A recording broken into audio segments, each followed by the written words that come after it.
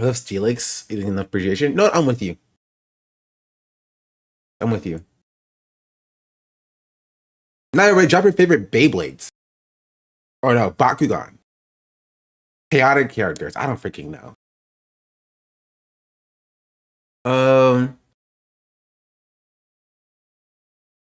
All of them cop out. Mods get them. Anyway, let's start with what do we start with? We can start with Mitch McKKKonnell. What type would you be as a gym leader? Good question. Dark type. And yes, it is because I'm black.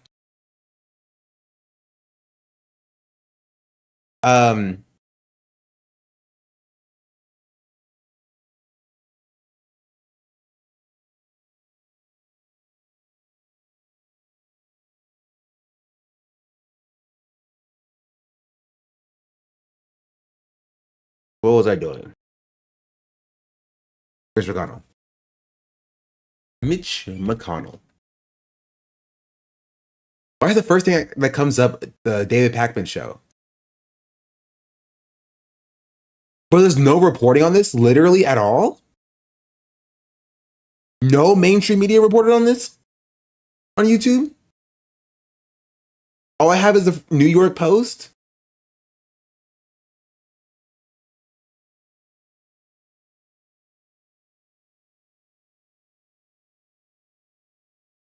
Yo, he's so dead. He's so dead. People are like, yeah, listen, it happens.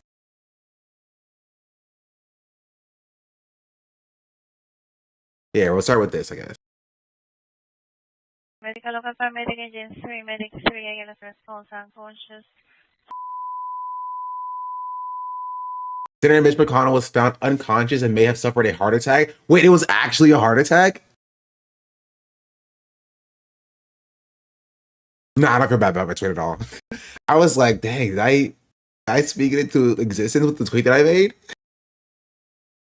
There was no reporting about it, what it was when I made this tweet. Basically, the context is Mitch McKKKonnell was found unconscious when rushed to the hospital. Came from TMZ. And I said, Mitch saw black socialist women win elections and had a heart attack. And then apparently he actually did have a heart attack.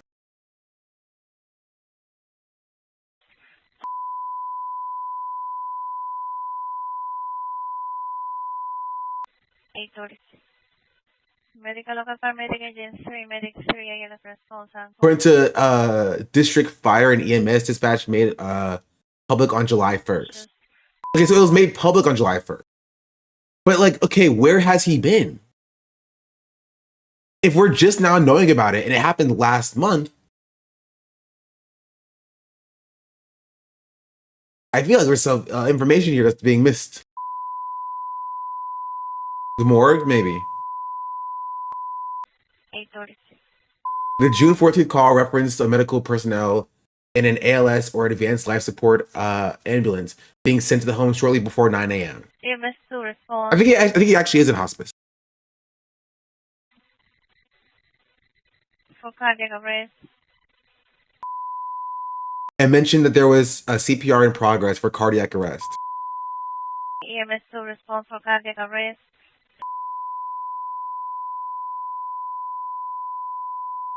8:43. They redacted a lot here. Mitch McKKKonnell, spokesperson of the on the day of the incident, shared that the Kentucky senator was admitted into the hospital this morning and was receiving excellent care.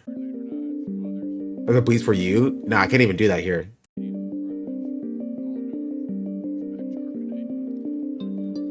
The next day, spokesman David Popp said McKKKonnell was working closely with staff on Senate business and Kentucky matters as he continued his recovery.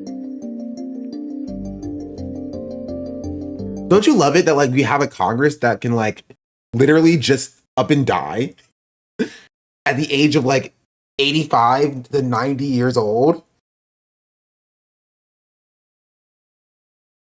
And we can hear a senator was admitted to the hospital and was unconscious when that happened and think that makes sense.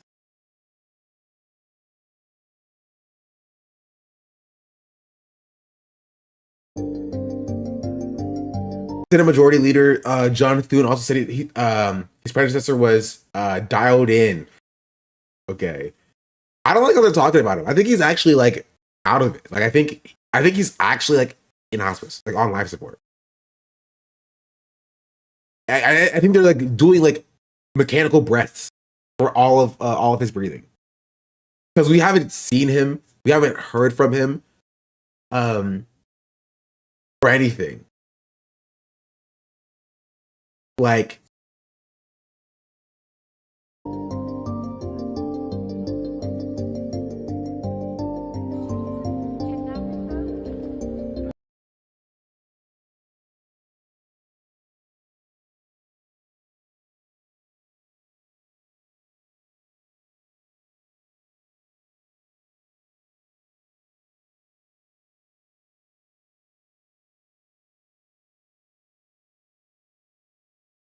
the 84-year-old has suffered multiple falls that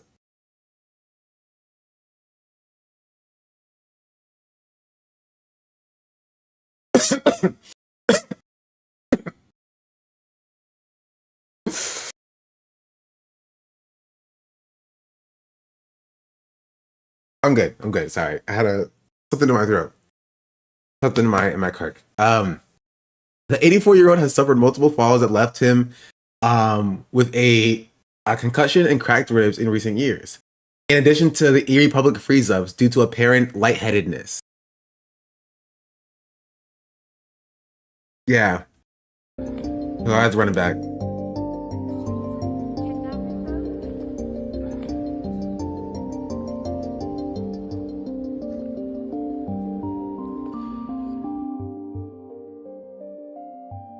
Bro, I love that as a staffer, your job is you're just a caretaker.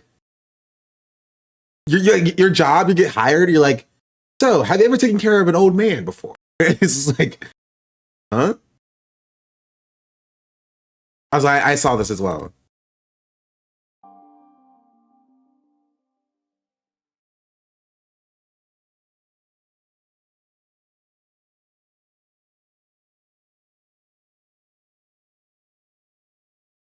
Yeah.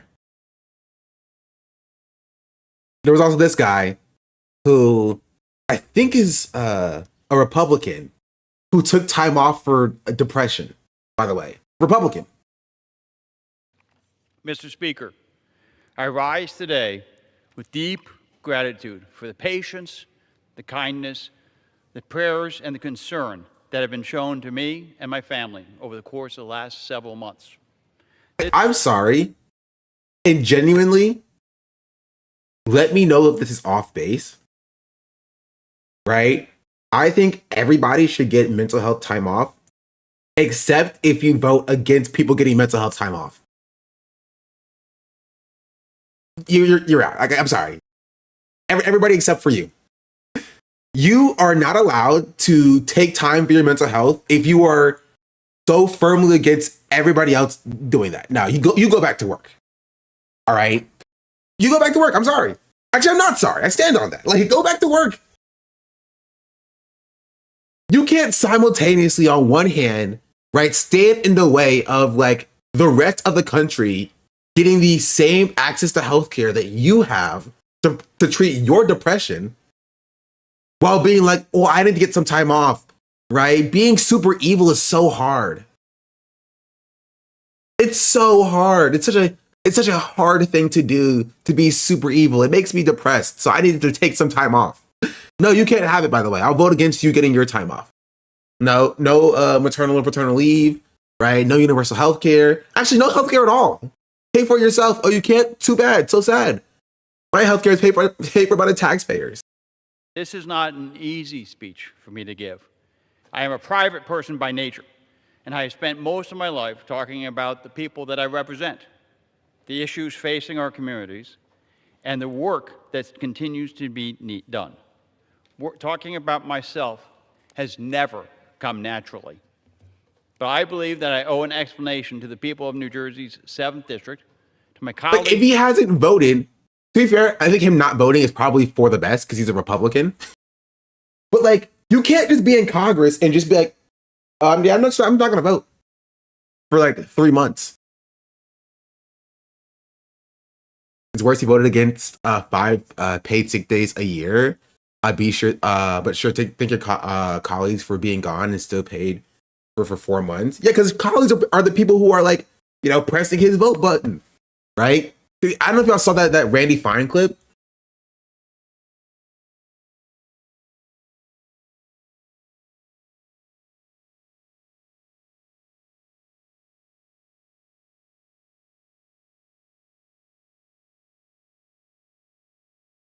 This one. Randy Fine caught voting for other representatives in the Florida House. Every single day, a new flavor of pottery. Like,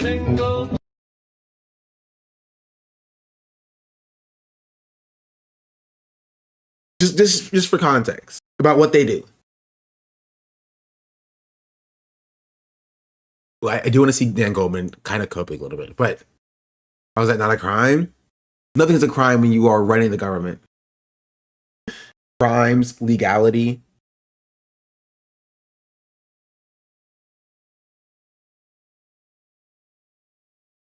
Yeah. How can you tell it was him? Oh, no idea, no clue. Okay, I don't really care about this guy anyway. But yeah, Mitch McKKKonnell was found unconscious last month and has not been seen since, I don't think. I'm pretty sure he hasn't been seen since. Also, EJ Acker, I think it was 25 months. Much appreciated. Also, this tweet got 20,000 likes. Chat, I'm kind of back, right? Am I wrong on this? I took like a 2-month break from all content and tweeting and stuff like that. I came back. I had one tweet that had 216,000 likes, one tweet that had 2.6, which I'll get to this in a second too. This one got 1.6, and this one got 20,000. I'm kind of. You're not verified though? No, I'm not verified on purpose. I am purposefully not verified on Twitter because you know how like blue checkmark accounts are boosted in the algorithm. With me not being verified shows that every single thing that I tweet has organic motion. No artificial boosts for me. All of my motion is real. For your phrase to know if it's real.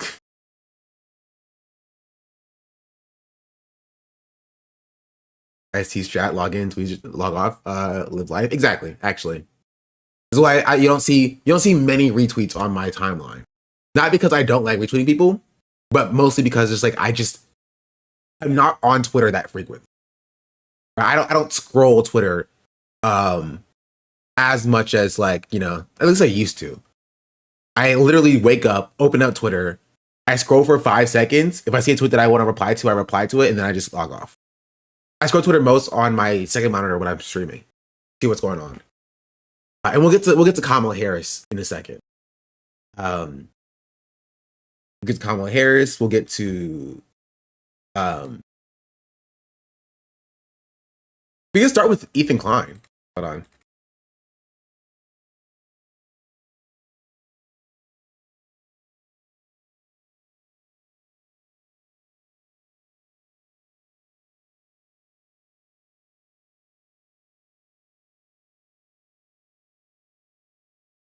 Yeah, well, actually, we'll start with this. This is from 3 weeks ago.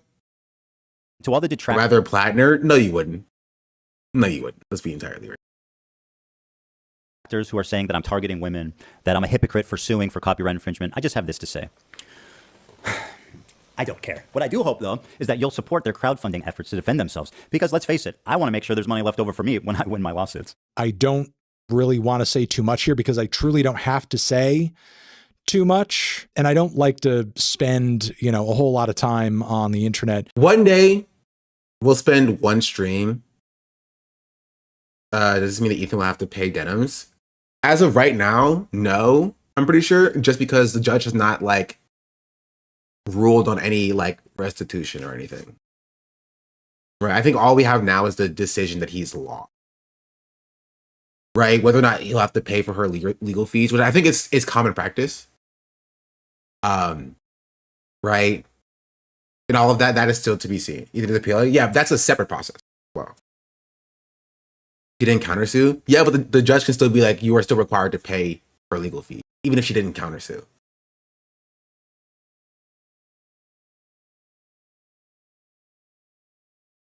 There's yet to be a ruling about the other video, right? Yeah, the last one is Frogan's, and this is good for Frogan's case because this can be used as precedent for that case as well, right? Even though his own precedent, like, basically cucked him in this case as well, because they cited his own precedent.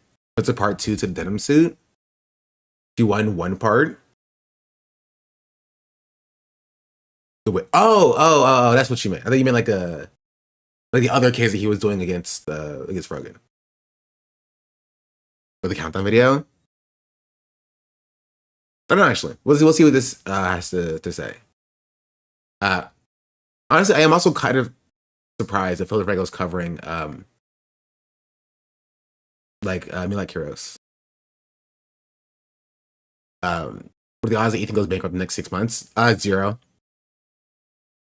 He still has like thousands of paying members to pay him money.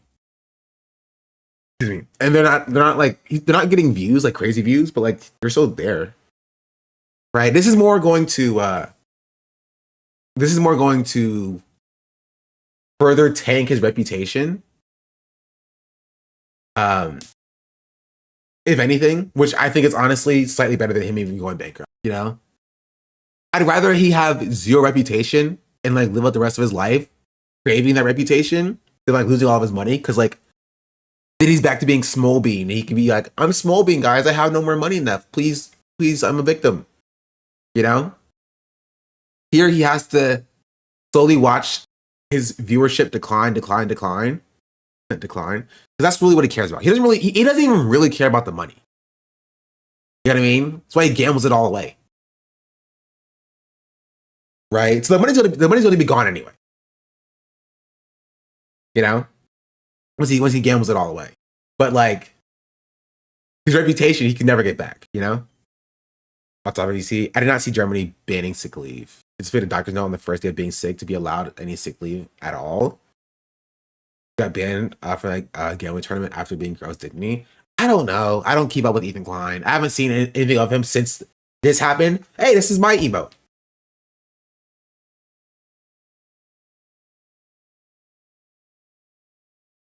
Bro, I see y'all in some of the weirdest places, bro. I'll be watching like a random streamer and I just see my email pop up. I'm just like, yo, that's me. Directly going at, in a very dramatic way, other creators. You know, it's like the purpose of my platform for the most part, even though I do like to kind of shit on right wingers and, you know, total pieces of garbage on the internet who I think make the music community worse. When it comes to like the broad content creator sphere, unless somebody's like, you know, just being completely wrong-headed about some music or talking about me or just being like a real fucking idiot, I like to keep mostly quiet and just like kind of chill. And I don't pay attention to a whole lot of streamers to begin with, you know, across the board. But I feel like what... Oh, hold on. Wait, sorry.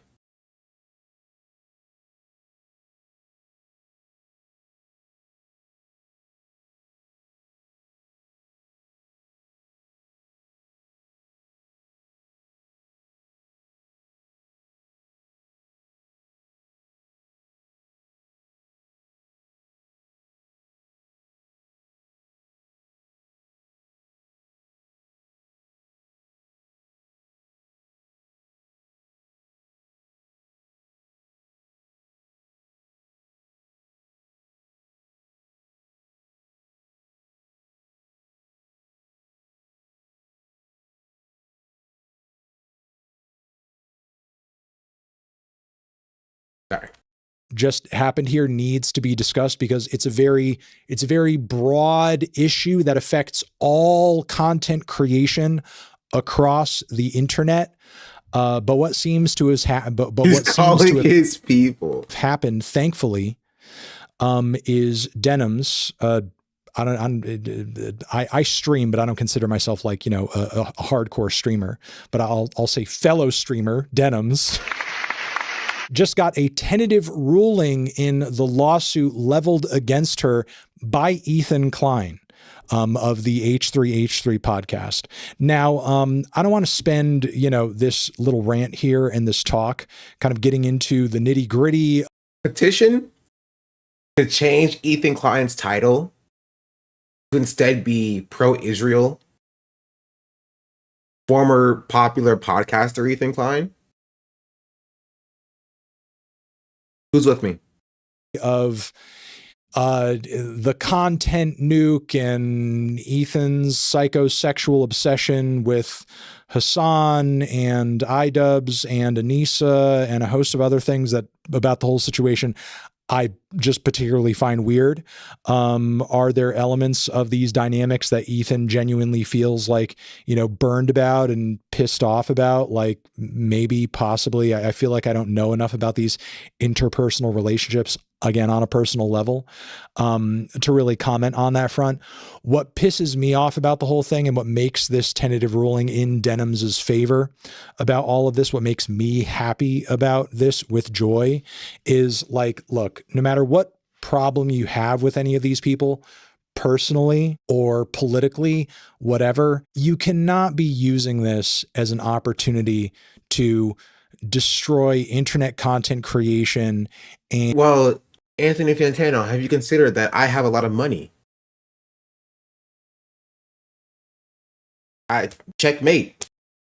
And reaction content, commentary content. I don't care how up your own ass you are. I don't care how psycho you are. I don't care how demented or mentally ill you are. You cannot be using your millions of dollars and you cannot be using your platform to sue and go after other creators simply for the sin of reacting to your content, good or not, and having their own thoughts and opinions about it that you don't like. There are lots of people who comment on and talk about my content.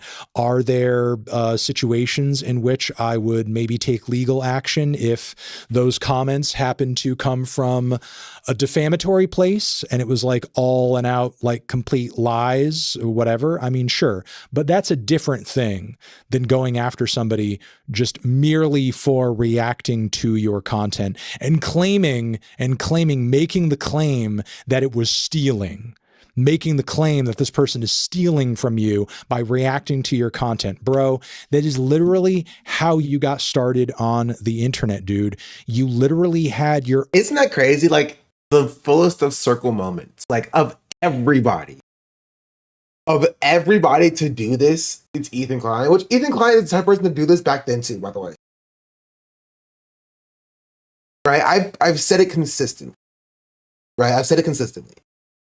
Ethan Klein, right? And I think people cheered on Ethan Klein when this happened, right? Because they didn't know, they didn't see what I saw, right? But like he will do these exact things like to other targets that he finds justified. Right? He didn't find the act, right, that he was being accused of, which was like, you know, I don't know, stealing views or copyright infringement or whatever. He didn't find that reprehensible to sue because of that. He found it reprehensible that it was happening to him, right? And so then he scored a win, right? It became legal precedent, and people were cheering him on, but he wasn't actually against that, right? If that would have happened to somebody he didn't like, he would have been all for that. Which is why he did it himself later on to somebody that he didn't like, you know? Own fair use lawsuit about this same shit. The undisputed purpose of the defendant's live stream is to contest, criticize, and mock the plaintiff's message, which the courts have found weighs in favor of fair use due to its transformative nature. And they even proceed... Instead of being proud of your name, you use legal precedent. So it's an important case, you turn it around to do that. And yeah, now his name can be used as legal precedent in the other way. I'm not saying this is the first time this has happened ever in the country or whatever, but it is kind of funny that his name can be used in defense of fair use legal precedent and also defense of fair use legal precedent with him on the other side too. I think that's hilarious. You know, That is like genuinely really funny. To cite Ethan Klein's case. I feel bad and I regret ever having platformed you and had you on my own channel on a podcast and pushed people in your direction. We'll say no beef to Anthony Fantano, but I will have beef towards YouTube, right? Because Fantano can get 100,000 views, right, and 3,000 likes 10 years ago, whatever. Nowadays, I can get like 2,000 likes on a video, but YouTube only serves it to like 9,000 people. Tell me how that makes. You know what I mean? I'll have a video that has like 8,000 or 9,000 likes and have like 1,500 to 2,000, 8,000, 9,000 views, and then like 1,500 to 2,000 likes. I'm like, really, YouTube? Sorry, it's just beef that I have with YouTube, which is why I don't make more YouTube content. But I will be making more because I think it's partially because of the channel. I think the channel is just not doing very well. It is YouTube racism. So when I start making more YouTube content in the coming months, it'll be on a different channel. Likes. No, my likes are real. They're real likes. You and had you on my own channel on a podcast and pushed people in your direction because you turned around and ended up doing this. And again, I'm not even talking about whatever sort of like political or ideological sort of, disagreements you may have with these individuals or that I may have with you. That's not what I'm talking about at all. I'm talking about you're literally using your platform and literally using these petty disagreements, your own emotions that you're so tied up in this situation to destroy the very industry that we all operate within because you're mad that you're getting criticized. Are some of those criticisms unfair? And are they coming from like weird terminally online psychos that are on Reddit or this platform or that platform? Yeah, I'm sure some of them are. I deal with those types of people too all the time. But to be going after other streamers for commenting on your content, and if this lawsuit ended up going in Ethan Klein's favor, effectively would have destroyed the business model of anybody and everybody doing this same exact thing. Reacting to other content, commenting on other content, transformatively critiquing and pulling apart other content that would have created such an... They may have a link to Ethan crying about this decision, by the way, because he was like, well, the courts have said that if you just pause the video enough, then you can just steal people's content. Like, I mean, that's kind of a part of what it makes it transformative. Obviously, that's not the entire thing that makes it transformative, but like, yeah, a little bit. Pausing the video, adding your own commentary does like transform the content into a different experience than you would have gotten without it. Those are things that the snark Reddit judge is supposed to rule the same way as a copyright judge did. Yeah, I don't even know the snark Reddit situation either. You know what I mean? I have completely tapped out of Ethan Klein stuff, mostly because it's boring. You know what I mean? It's just boring to see Ethan Klein crying about stuff every day. How do people watch it? This killer YouTuber. I don't understand how people, like, genuinely how people watch it.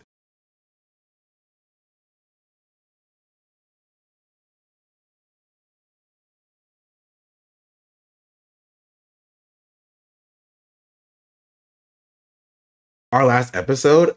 Wait, they haven't even.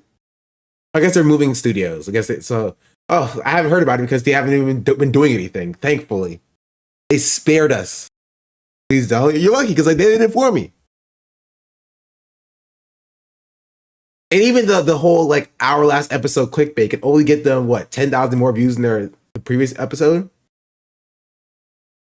I'm putting it on anyway. In 5, 4, 3, 2.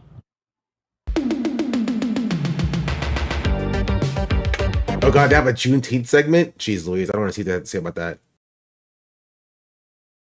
But they play games? I can't. But they will sue you. I played it for like 8 seconds. Can I not peer behind the veil a little bit? Oh, you're right. I got you. Hold on. I have to, of course, transform the content. There we go. There we go.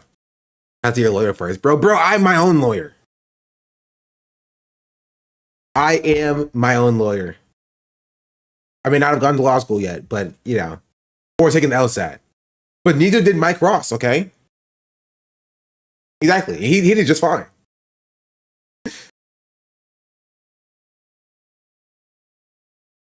I left before he ever added those two. I have no idea who they are. Mike Ross is a white man. Okay. And you think I couldn't get away with that? I have a perfect memory. See, ask me any question about the law.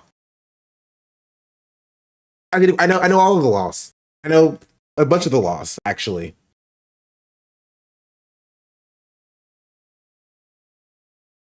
Explain fair use.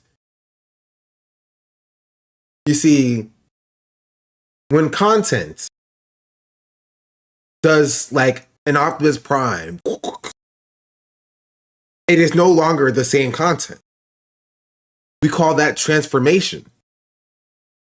And therefore is not protected under the owner's IP or identity property. So that is transformative content, and that makes it fair use.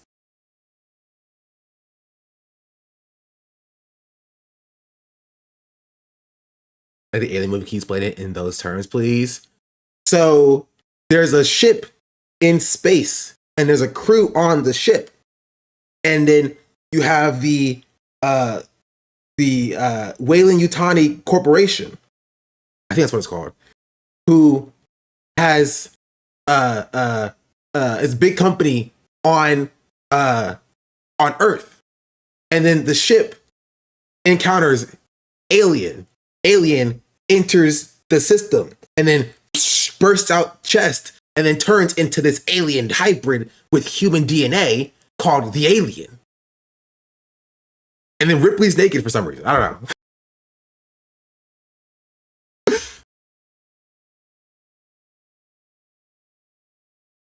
That's it. That's the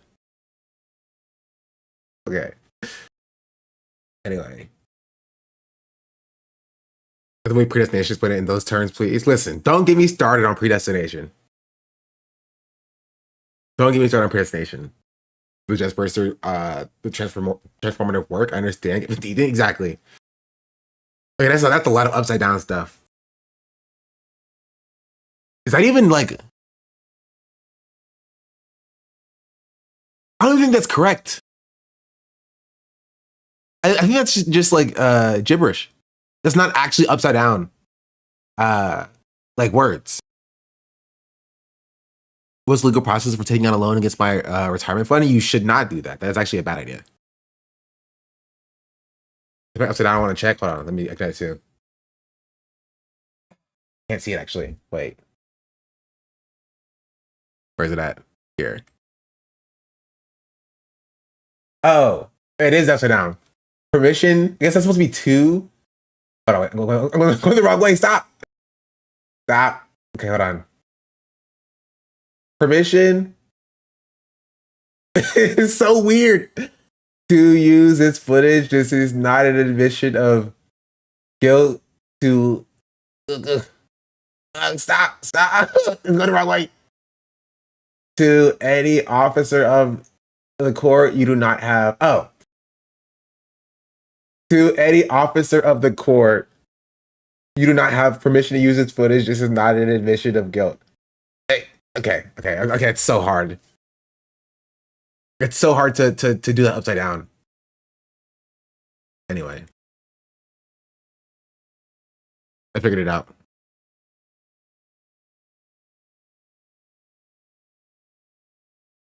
Did y'all put this in like a translator or something? Nah, this is wild. I don't even know what this word is. Going on with the Celtics. Oh, with the Celtics. I heard Jaylen Brown's leaving. He's leaving that racist organization. That's right. I know sports. It was a big week for. Anyway, let's continue with this Ethan Klein thing. Ugly. That scared the mess out of me. Horrible, just destructive, slippery slope. And you did it over some bullshit.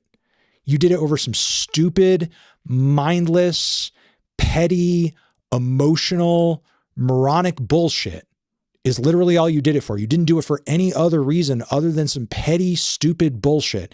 And I'm glad that Denham's had it rule in her favor. Not only Can I because, also say, I don't think genuinely the money is worth it for like AB and Dan, all people who are still there. The money cannot be worth it. It just genuinely can't. It cannot. Unless he's paying them $1 million a year or something crazy like that, which he's not doing. When it got to be profit share. But then they have to realize that, like, when people leave, the profit's going to go down. Exactly where they want to be. They're first and foremost fans. Yeah, but my point is saying that the money is not worth it for me, right? And it wouldn't be worth it if they weren't fans, right? If they weren't fans of Ethan Klein and they did it and they didn't like what he was doing, right? They wouldn't be there. It's not the money that's keeping them there, right? I think that's slightly like cope. People think that money is keeping them there, right? The money is not and cannot be worth that. So it has to be that they are ideologically invested in what Ethan Klein is doing. Or at the very least, they don't care enough, which is the same thing to me. You know, maybe he has no other marketable skills. I don't even agree with that. You know what I mean? Like, there's literally no reason he cannot leave and get a different job somewhere else. You know what I mean? Like, I know, like, AB can't go anywhere else because no one wants him. Like, I understand the joke, right? But like, it objectively is not true. He could leave if he wanted to leave. He could get a job elsewhere if he wanted to. He's deciding to stay, right? Dan is also deciding to stay. Just live that LA lifestyle, and H3 offers that, which is silly because honestly, as somebody who lived in LA for like 2 years, it's not even all that. Genuinely, there's a reason why people are, by and large, leaving Los Angeles consistently so. Well, it's got to be nice though. The weather is nice. It is nice weather, right? Not worth the amount of money it costs to live there. You know? I work like 15 hours a week tops. But like, doing what? Selling out to a pro-Israel, like a Zionist boss? Who's like pro-genocide? Could you do that? Dad? Because keep in mind, I guarantee you they're not making more than like, what, 150? If that. I do not believe they make more than 150.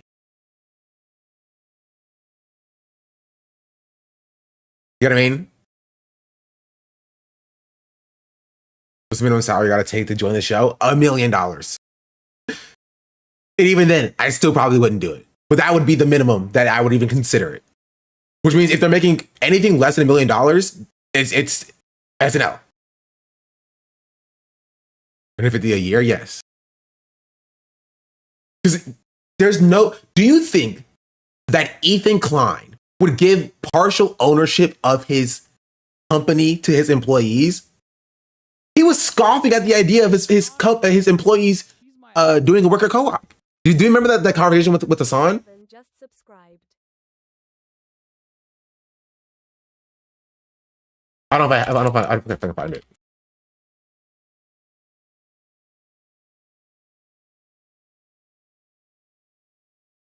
Bro, what? Bro, YouTube is such slop. I'm trying to find it.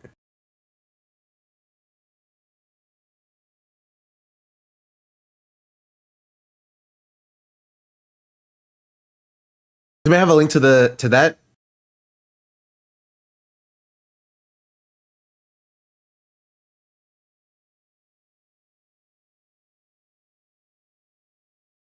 It was sometime.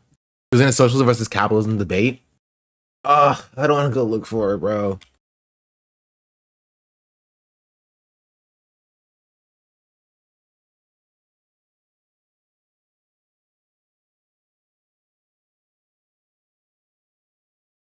They take the debate off of you covered the hilarious budget thing Professor John was saying yesterday. What part of it? I tuned in and he was like, you know what? It's just kind of weird. We lost all technology for the moon landing. I'm just like, okay. All right. Then I had to take a call it.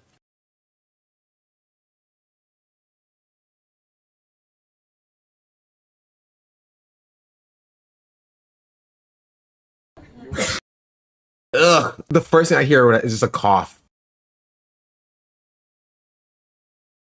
You believe you? No, I have to find it. Hold on. I spelled capitalism wrong. Capitalism.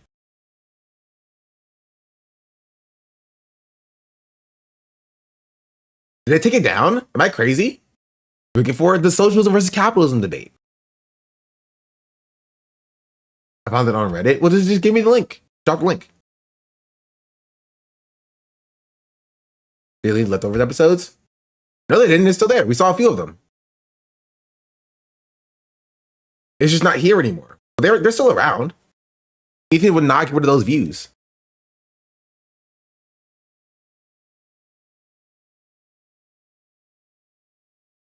So Hassan says this about, I asked him about his opinion about how janitors in his socialist utopia should be compensated. Here's what he said.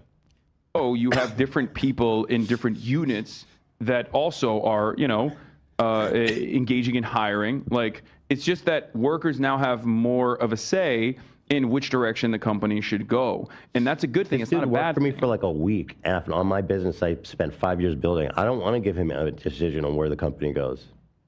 I think that... Why should he have that right? Well, you know what I mean? I'm not saying... Can we all be real and admit, first of all, Hassan, going back and watching this, I was being so gaslit by his audience to being like, I was the idiot that needed to just shut up and listen.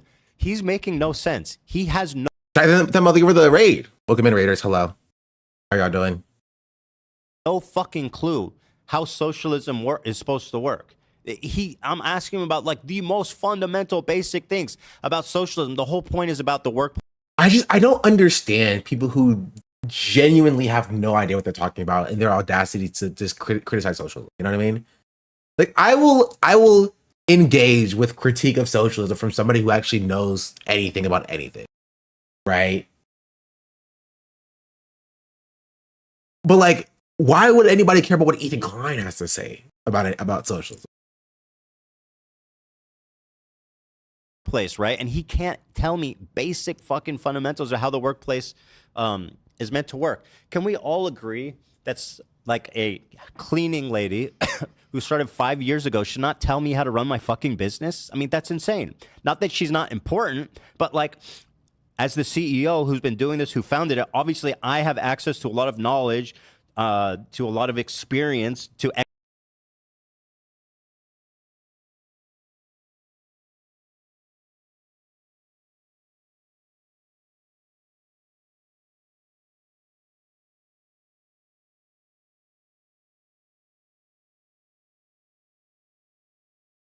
Man, look at what this wealth of knowledge has done.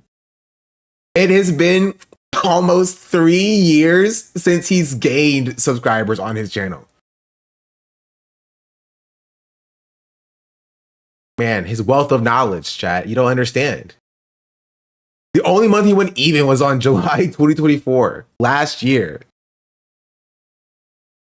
It's been 3 years.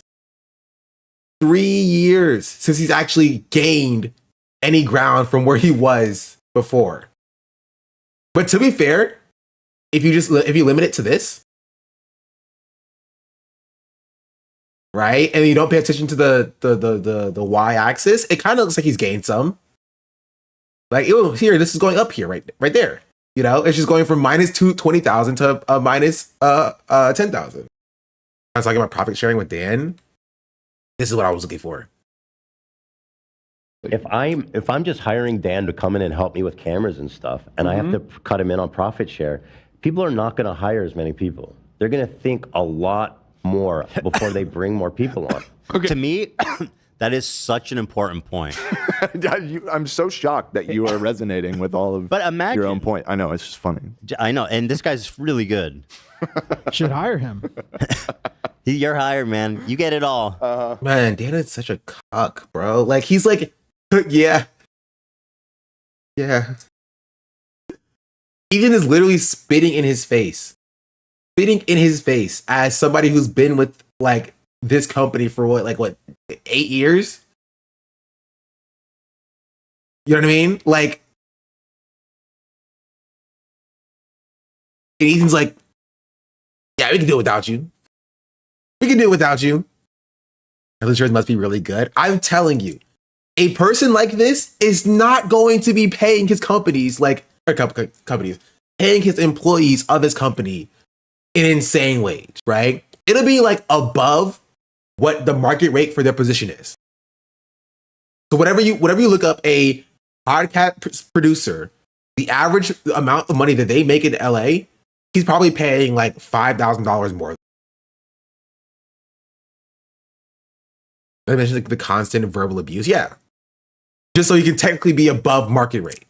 That's the type of person Ethan Klein is. It's not to say, hey, we're bringing in millions upon millions upon millions of dollars a year, right? Let me actually give back to the people who make this work. Oh, Marsh makes a lot more. Marsh probably makes 10 times what Dan makes, if I'm going to be entirely honest. Marsh probably makes 10 times what Dan makes just off of Theorand. Right? Just off of Theorand. Not including the other producing work that he does for Hassan. Like, that's the difference between, like, you know, profit sharing and then Ethan Klein thinking that he's the only important part of what matters at his company. Which is why he's totally fine with taking the entire thing to stick it to Hassan.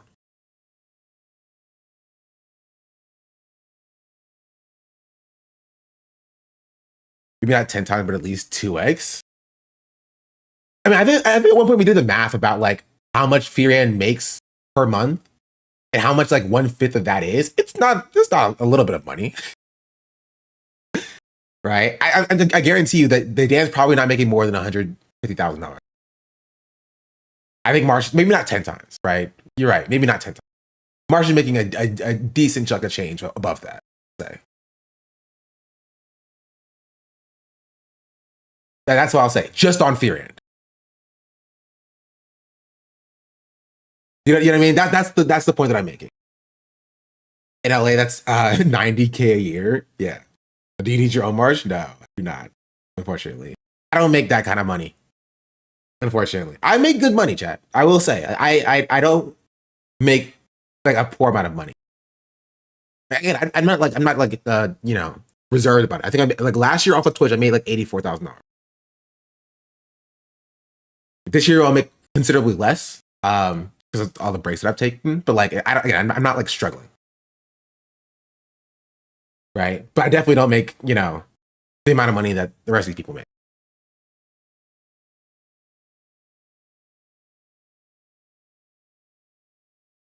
$20K a month plus whatever sponsorships they get. Yeah. One sub from 1K. Good to hear that no one should be struggling. No one should struggle for real. 100%. Everyone in chat, one soft potato taco from Taco Bell, then maybe one day I will. Maybe one day I will. You deserve more. I mean, all the money that I get comes in from you on Twitch. Like, Twitch subscriptions is the lion's share of my income. You have a CPAP, or you go with taxes? Oh, taxes and me have issues. You don't want to know how much money of that I'm paying in taxes.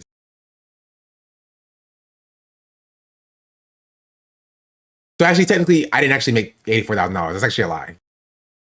I didn't include taxes in that conversation. Sadly, DeFranco really wants Dan on his crew. Honestly, genuinely, even after all that's passed, I still want Dan to leave. Right? Mostly because it'd be so funny to watch Ethan Klein fumble by himself, right? But it's like, I don't want Dan to leave to help Dan's career. I want Dan to leave because it will hurt Ethan. I think it'll be funny. Versus Brincone, trust me, we know. Yeah.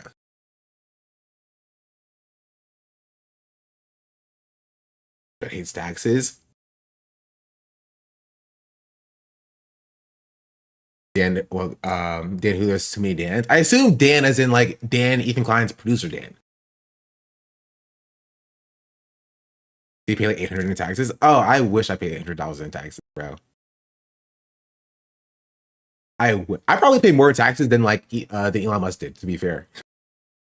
Which is kind of funny. To be fair, I think y'all probably also pay more in taxes than Elon Musk does.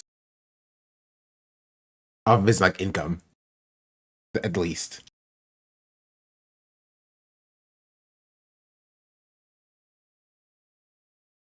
Yeah, let's finish this off. Yeah. Come run our business. You get everything. You could profit share with him too. Hell yeah.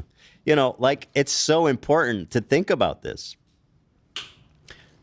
Yeah, no, it's just different. If you're going to heavily advocate for somebody, you should be prepared to talk about it. And I mean, that's why I don't like engaging about it. I don't feel I'm particularly qualified. And qualified. then I respect.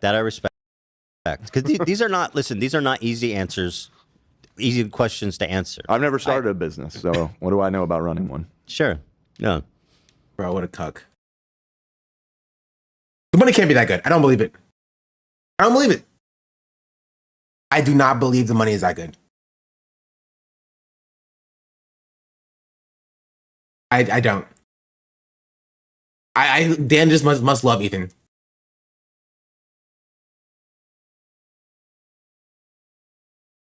I don't know. There has to be something else on the table, because Ethan Klein is not the type of person to pay his employees like insanely above market rate. That love is not enough. No. Do you genuinely think Ethan Klein is the type of employer to pay his employees like so far above market rate that it's impossible for them to leave? Right?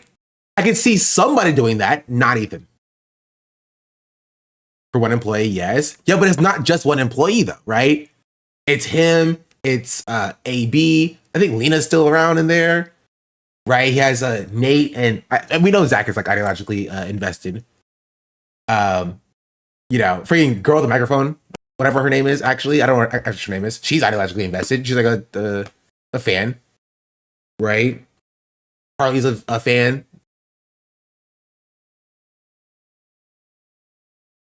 Maybe the payment was the perk, but the real people being around Ethan. How many subs for you to cop a Teddy Fresh fit? 1 billion. A billion. A bajillion. Olivia went back and joined again. I'm pretty sure Olivia... Did she like join again? I thought she was just a guest. That's what I saw on Twitter. She came back as a guest. You see the rage stuff? I did see the rage stuff. He got robbed. Maybe we'll cover that too. What is the podcast with 300,000 average viewers even make? 300,000 average viewers? Like on the videos, you mean, right? Not concurrent.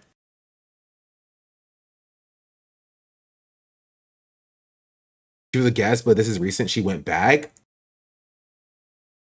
I don't know. Maybe the money is that good then. I don't know. She went back while a co-host was injured. Those are total views concurrent about 15K. Like, I don't think the podcast is making more than Hassan makes individual, which is kind of the point, right?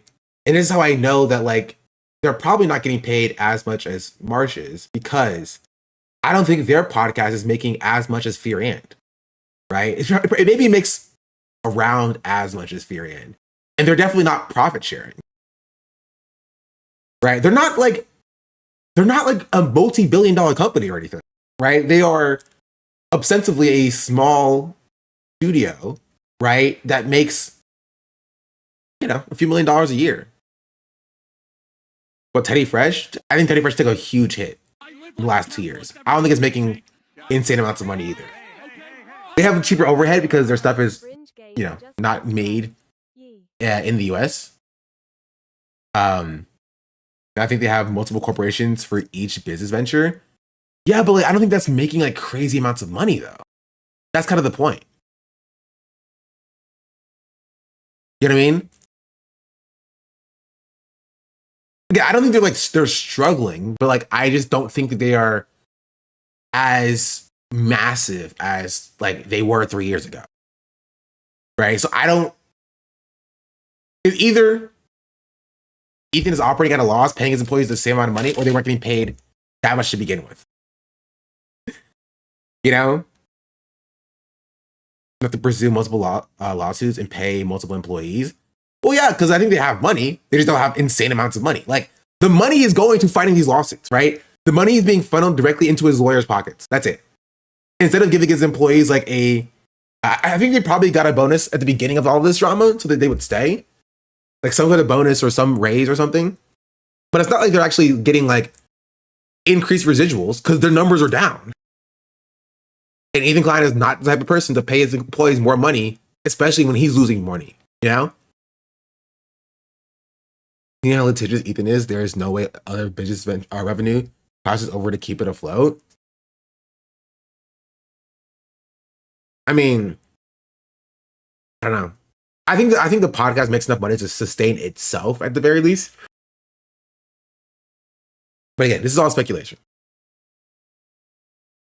Remember when Ethan got paid a ton after a lawsuit and they're bragging about it? So about taking them all on an overseas trip, Japan, etc. And then he ended up taking them on a 2-day trip to Vegas. No, I don't remember that because I don't really keep up with Ethan Klein stuff. Hassan saying he's a 100 millionaire offhanded is the only thing that makes me wonder how much they got.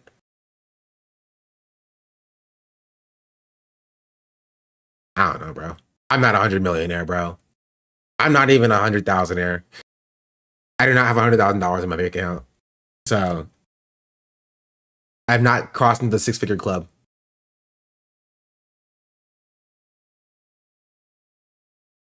Do I have investments? Hassan? 100-aire? Yeah. That's where I'm at. I'm with y'all. No, E-O. Probably. But again, this is all speculation. I think H3 Podcast and Teddy Fresh should go public. Just because I think it will be hilarious to see how quickly the stock drops. Stock drops.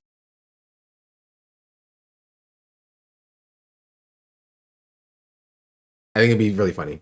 You know, I like and respect Denims as a streamer, but this would have been really when he pay the most. Ethan's attorney. True. I still think this is a money laundering operation. I think all of these. This is my tinfoil hat theory. All right. This is my big brain tinfoil hat theory. I think this entire thing is a money laundering organization to launder money through his lawyer. It has to be.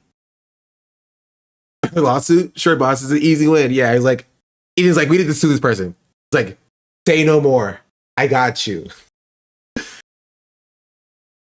Bro, imagine getting paid, like, I don't know, this retainer's probably like $3,000 an hour or something crazy like that. That's what I would set it.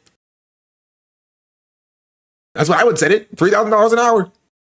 You'd be like, who are we suing? Yeah, this paperwork's gonna take me 12 hours to set up. It's what it is. We go into Frogan is disgusting. Oh, for sure. For sure. It's just, I wish Morgan the best. And if you see Morgan, I don't know if you're going to see Morgan. Right, but like, when you go into Morgan's stream, just, wish her the best.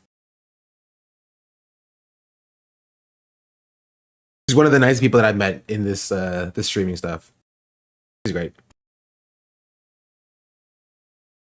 I want to ask for 180K. Yeah, it's just they specifically. It's just like there's an entire complex to like hate on Frogan, and it's gross and it's disgusting. And I said it before. I said it 3 years ago. I forgot that her name is Frogan. I call her Frogan to her face sometimes. It's just this is kind of how it happens.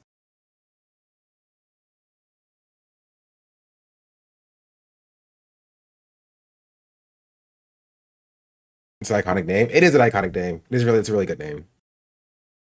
Or yeah, if she doesn't like that cheddar, don't do that. Don't do it. People call you Sean the Black? No, because my name is easy to be shortened down, right? So I don't think anybody has called me, like any of my people I met like in real life have called me Sean the Black.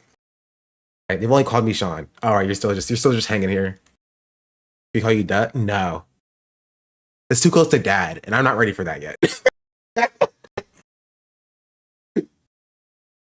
Mr. the Black. I have not gotten that yet, unfortunately.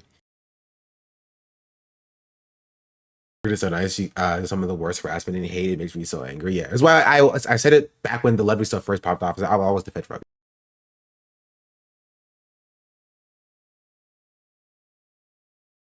Only my family calls me Da. But also in my locale, true. If your name part of your username is an easy way to make sure no one calls you by your name. I guess it wasn't on purpose. I told this story before. I got to my username very simply, right? My name is Sean, and I am Black.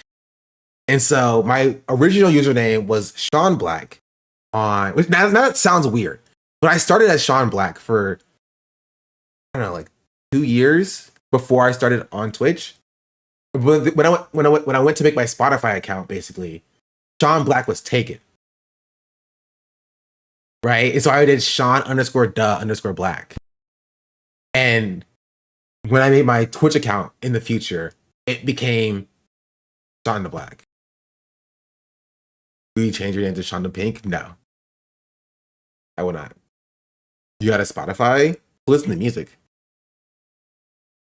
My name is Black. Sean Black. Is that a James Bond reference? That was a reference to a character or something? No, it's very simple. It's my name is Sean and I'm Black. That's literally how it started.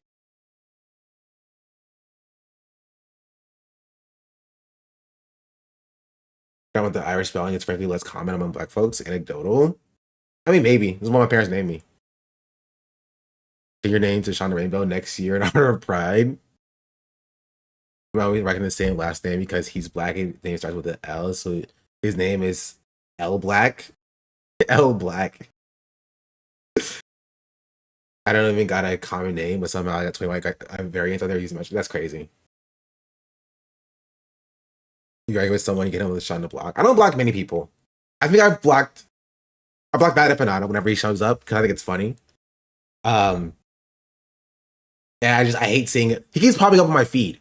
Stop replying to Bad Empanada if you follow me, because I don't want to show up on my feed. I've blocked Pop Bass. I have also blocked Fearbuck and Yoxic and Yeet. I've blocked Hutch. Who else have I blocked? I don't know. I don't block many people. So my name in my account, I used the first 6 letters of my last name, my username. The last name is Nickerson. Good name to change to good name change to Adam Vision. I'm a very white dude.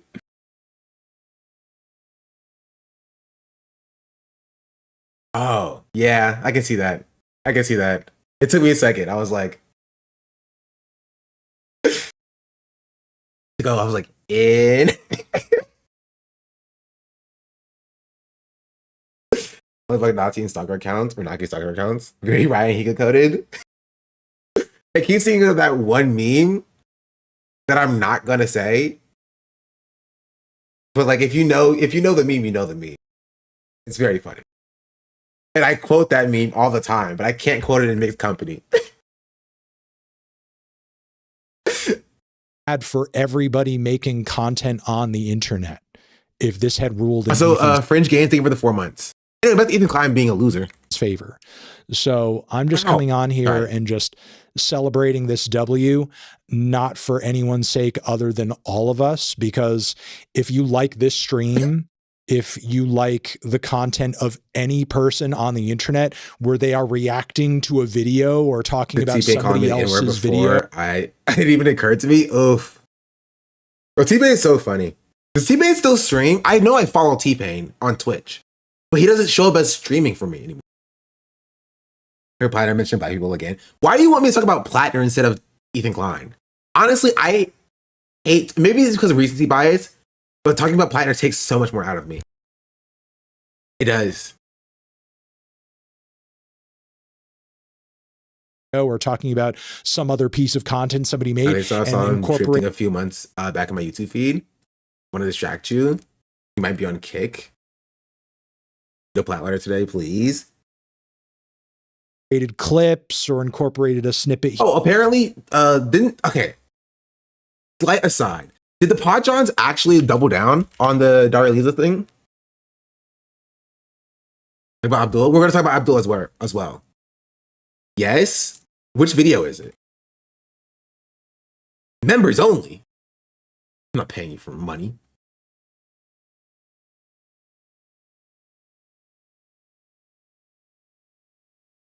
I saw John Lovett come out and say something, I think.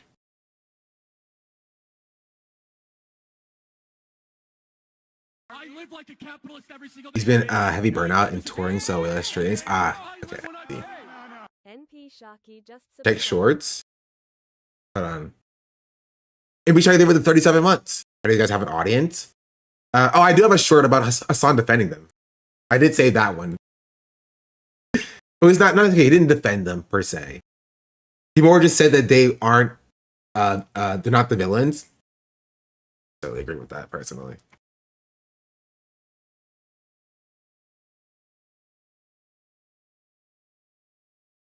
June 30th. 2 days ago.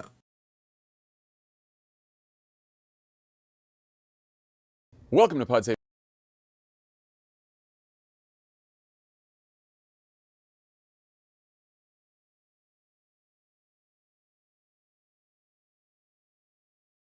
Where's the clip at?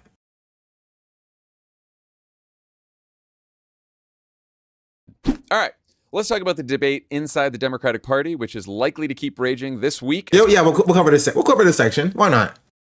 Why not? Here, we'll start with this. I don't want to care much about the rest of the Ethan Klein, like, you know, how bad Ethan Klein is now. W. Denims for beating the lawsuit.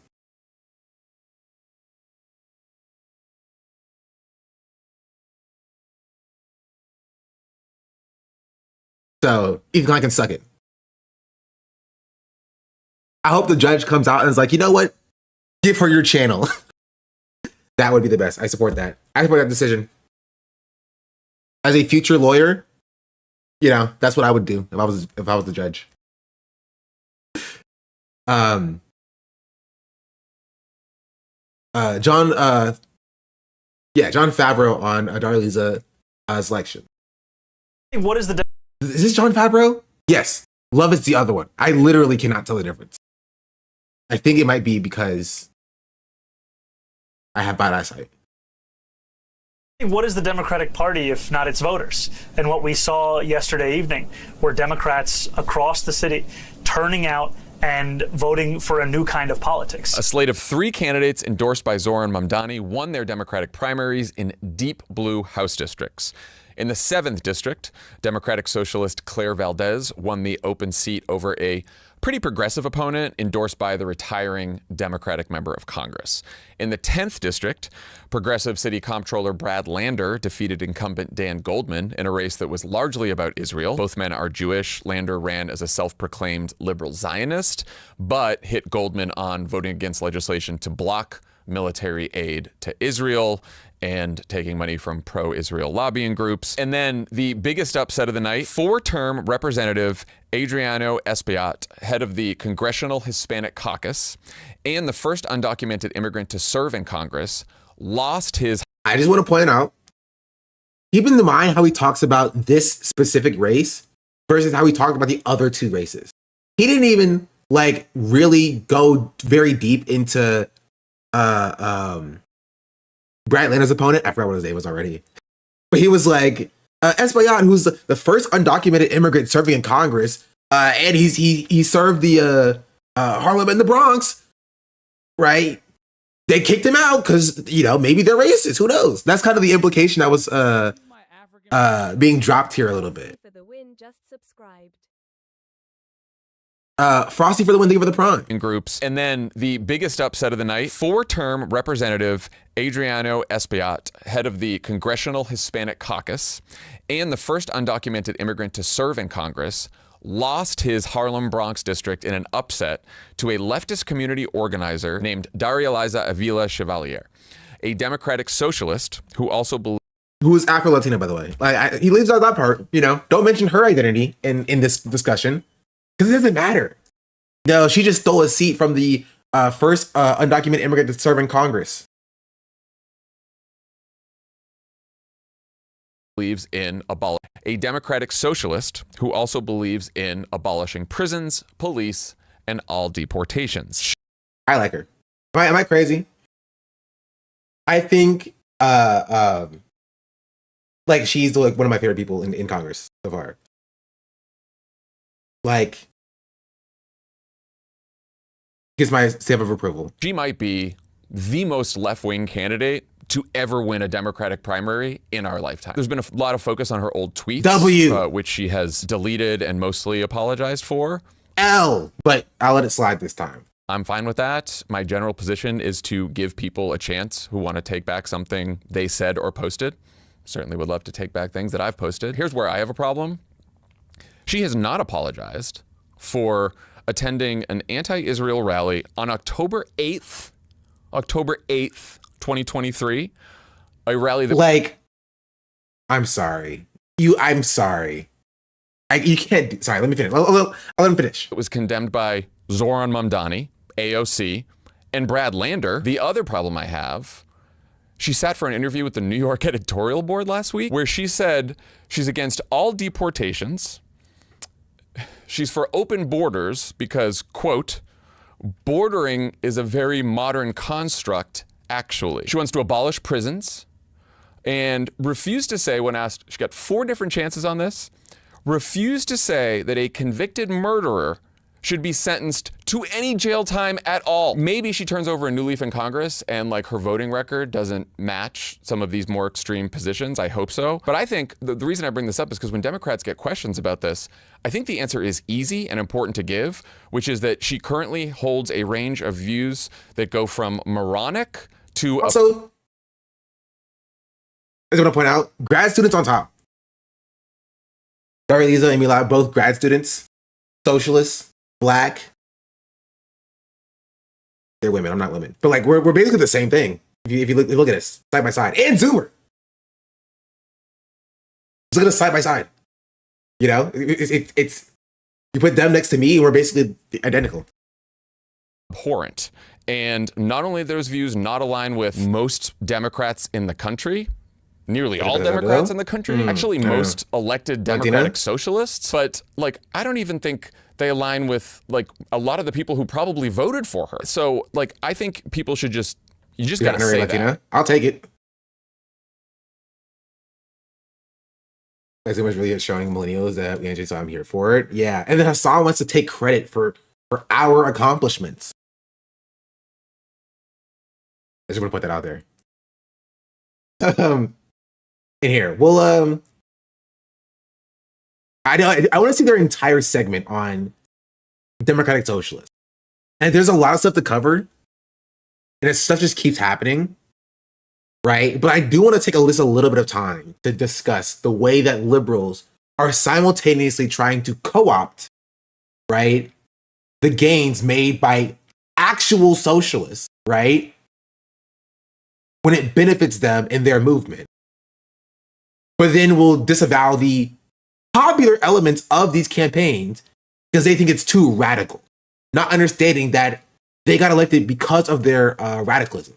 I think Chris Rapp had a good clip on this exactly. If anybody has that Chris Rapp clip, by him talking about radicalism, I think I may have liked it actually. No, because it was a hate tweet. I remember I think I saw somebody else comment. I almost liked the hate tweet. I watched it. I also almost liked the hate tweet. That was Breonna Joy Gray. I found it. So we're saying what we're... Are they liberals? Want nothing to do with it, seemingly? No. These people are liberals, right? You have liberals and then you have establishment liberals, right? And I'm not even saying that we need to push out all liberals from the movement or whatever, but like, the problem is when you give them too much power, you give them an inch, they'll take a mile, right? the fact that the Pod Save boys think that they have the audacity to decide what like actual progressives should or should not be doing is laughable, right? They should be like treated the same way that we treat like Kamala Harris, right? Because they were all in the Kamala Harris camp. They were pro-Israel when Kamala Harris and Joe Biden were pro-Israel. You know what I mean?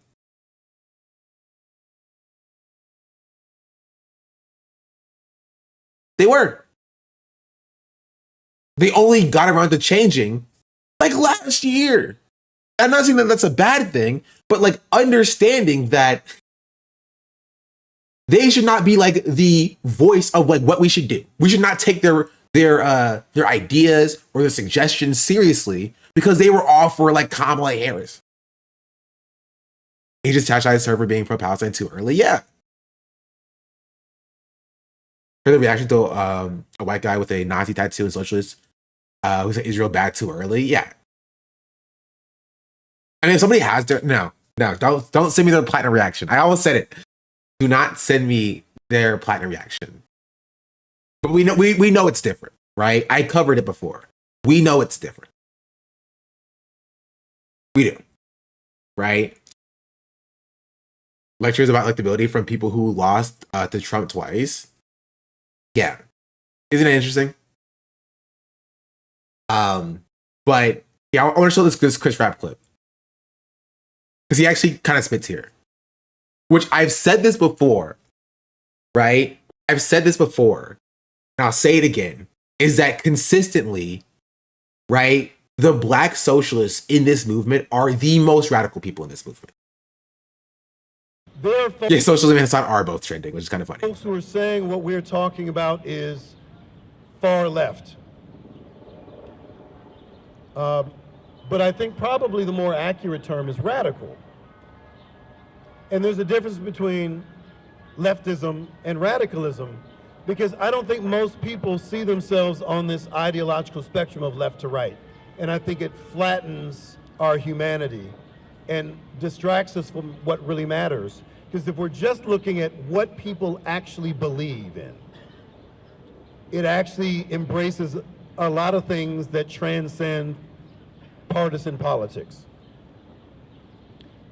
But why I think we should embrace radicalism is because radicalism is about addressing the root, right? That's the origin of the word.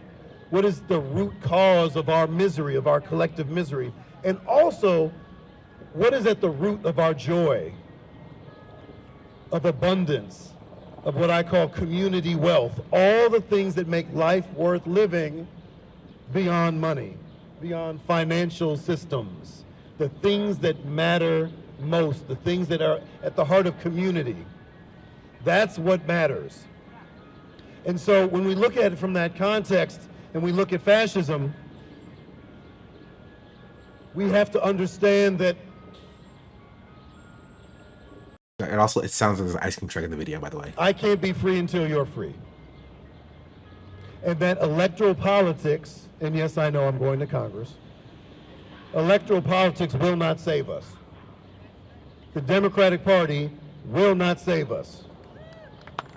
An individual candidate for public office or an elected official will not save us. They never have, they never will. Only we can save us.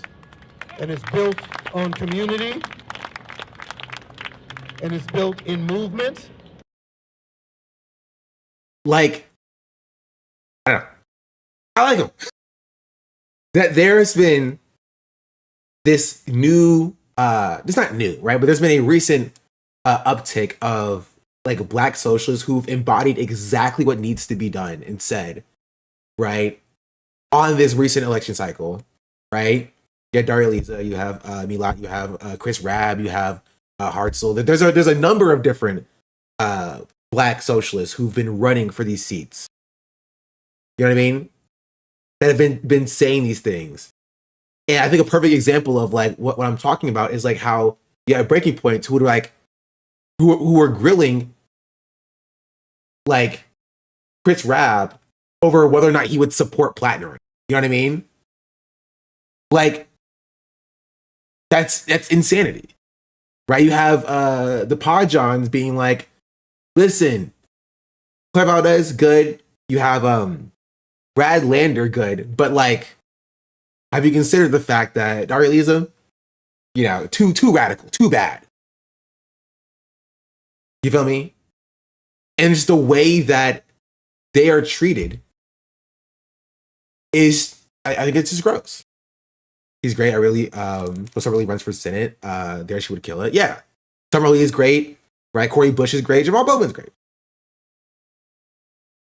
Like it's also not just like black socialists or whatever, but this is just a thing that does exist. And I think it does a disservice when you have people like this who reduce their accomplishments down to them being like too radical, so therefore they shouldn't matter. When like the reason why they're being elected is because they are embodying the radical nature that Americans are currently at. They are currently positioned to accept radicalism, and you want to neuter them because you're upset that they were too pro-Palestine too early. You know what I mean? I think it's silly. Colorado becomes the next state to hold primaries on Tuesday. 15-term Congresswoman Diana DeGette is in danger of losing to 29-year-old DSA member Milat Kiros. She lost, by the way. Senator Michael Bennet, who's running for governor, is also getting a serious challenge from the left. Republicans are having fun with all of this. Trump spent much of the weekend posting about communism, while Democrats offered their takes on the DSA wins in last week's New York primaries. Here's Zoran Mamdani himself, Josh Shapiro, and Chris Murphy. Josh Gottheimer, a Democratic member of Congress, says many of us believe, as do I, if you're a socialist, you are not a Democrat. And in fact, they put out a manifesto today. Have you seen this thing? Sounds pretty socialist to me. I think democratic socialism at the heart is pragmatic, because if we cannot deliver for working people, then what is this for? I'm not interested in writing a manifesto or frankly in reading one. I'm interested in delivering, and that's exactly what we've been showing. Democratic voters in New York chose 3 candidates backed by Zoran Mamdani, far left and Democratic Socialist candidates. What message do you take Principal Train, thank you for the 8 months. From that about where your party is? Well, those were races in individual districts in a whole other state. I think what is important are the people who are making... Chris Rabb won in your state. So a good journalist would ask that follow-up question. I want to point that out. And a lot of noise, who are engaging in these performative politics, have to now figure out how to deliver results. I'm not a democratic socialist. Because what this failed governor has to say. Listen. You don't understand. Right? There was currently a murder of establishment Dems across the country. He needs to find a way to cover it up. He was like, listen, we need to get to the bottom of this. There was currently a murder of establishment Dems across the country. I need to go cover it up. I have to figure out a way to cover it up. But I do believe that the Democratic Party has been historically way too timid in taking on corporate power. Democrats are not going to win by defending this version of capitalism, but I think we'll be able to offer ideas on how to dramatically reform it rather than throwing out the entire system. All right. Well, we had Chris Murphy doing a little Goldilocks at the end there. I've already said plenty, so maybe... Chris Murphy is silly, right? But at least he slightly understands that like people are not happy, which is better. Did he cover up an actual murder? Yeah, that was the reference. He covered up an actual murder. Because the family of the murderer was like, please, Josh Shapiro, cover it up for us, until he did. Maybe you guys can kick us off with your reaction to this debate and what it all means. You weighed in on this? I did. I didn't notice that. There's a clip from Thursday's pod.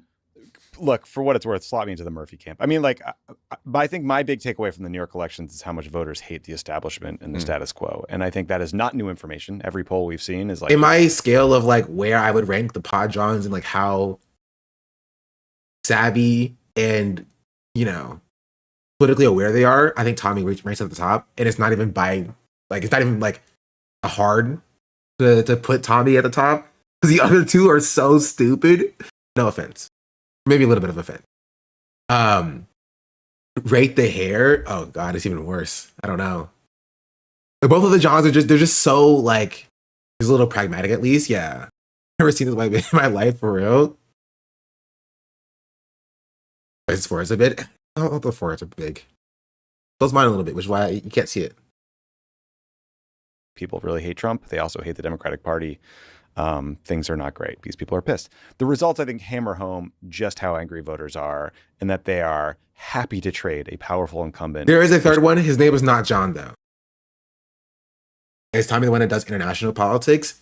I don't think so, no. Something new to demonstrate that anger. Does that mean that every district is going to want the furthest left candidate? No. Look who's on the ballot from the Democratic Party in Iowa, for example. They're very different than the New York races. That's not surprising at all. I think what's exhausting about this and that you experience is just how much everyone's talking past each other. Because I mean, like a lot of Pod Save the World, which is international. Oh, then he is. Okay. Never mind. I got it. Yeah, it's him and Ben Rhodes. Yeah, I don't watch Pod Save, bro. It's hard to keep track of them. There's so many of them. People want the same thing and they're labeling it differently. Like how much everyone's talking past each other. Because like a lot of people want the same thing and they're labeling it differently. Like I'm sure there are some DSA members who are like classical socialists, like the Marxist-Leninist state, but I think most people do not want that. It's certainly not what Bernie Sanders wants. He is talking about redistributing economic power through the because he's a democratic socialist. There's a name for this. What is he talking? Why is he acting like there's like they're not? It's not like a labeling issue. They are calling themselves exactly like what they are. They're not claiming to be Marxist. Except for Daria Lisa, which is why she's sick, right? They're claiming to be democratic socialists, and it's your job as a journalist to like understand that. There's only liberalism to these judges. They have no foundation to stand on. The democratic process, not a violent Bolshevik revolution. He believes in civil liberties and elections and change through democratic means. And it's a worldview that is a lot closer to the Labour Party in the UK or like Nordic countries than, something radical like Medicare for all, the NHS, right? Like these are not crazy ideas. But Trump and Republicans, but he's not say, "Oh, this is wrong." Like he's not incorrect, right? He sounds scary. No, I don't think he sounds scary. He's not incorrect. Socialism and communists are not engaged in electoralism. Dem socks do. It ought to be simple. It doesn't leave room to demonize.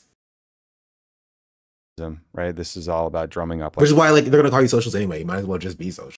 Why not? The Cold War era fears, and that is more politically potent than saying you want a Scandinavian welfare state.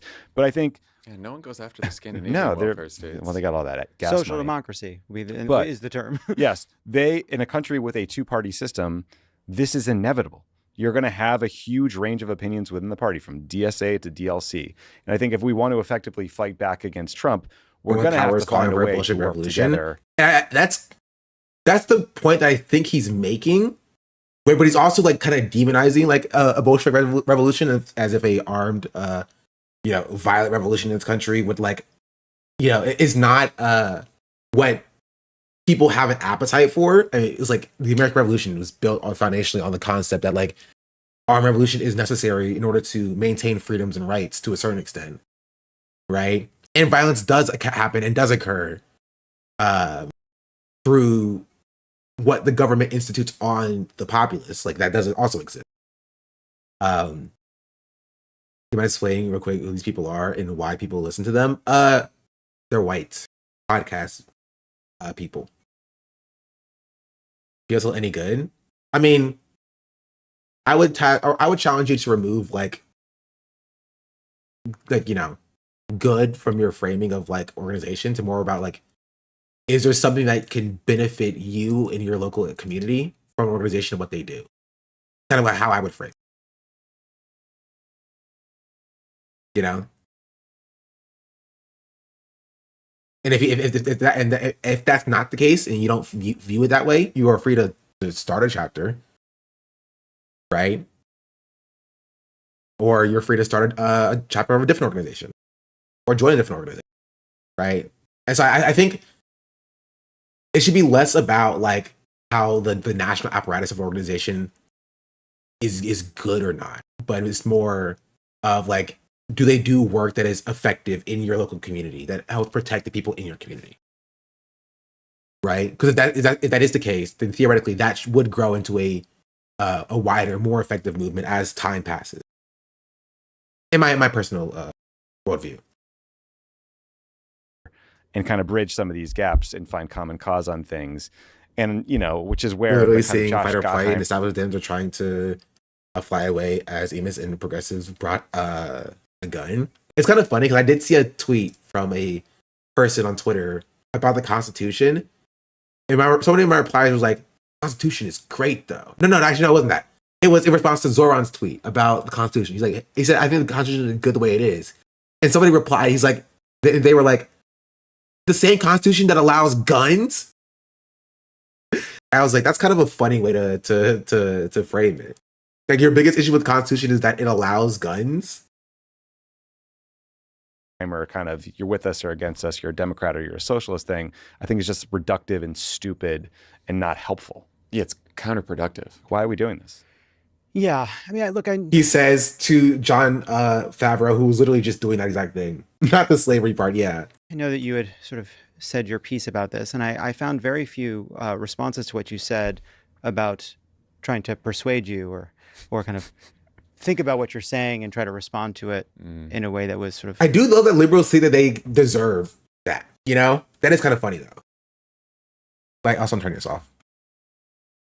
Like, liberals thinking that, like, yeah, you said that Daria Liza was basically anti-Semitic for going to a pro-Palestine rally, and none of the people who were responding to you were trying to, like, hear you out, really, and see what you actually had to say. Like, yeah, I wonder why. I wonder why. Treating you as you were acting in good faith. Didn't see a lot of that. Yeah, look, it is the internet, so. Some of the most liberal districts in the country are feeling like they can have someone who is further to the left and they know they're going to win in November and they want that kind of person fighting for them, or they want to support the person that Bernie and Mamdani got behind because they really like them. They don't have a lot of love for establishment figures. They don't feel like establishment politics has done well for them, even when those establishment figures are to the left. That doesn't mean that Josh Shapiro is not... Wait, does this happen in the other episode? Does Levitt call her anti-Semitic in the other episode? Am I tripping, or is it in this episode? This is the response. I didn't see the entire first episode. Yes? Okay, I want to. That's what I want to see, though, you know? They said Thursday's episode. You watch John Levitt get voted off of the first episode of Survivor? No. That's kind of funny, though.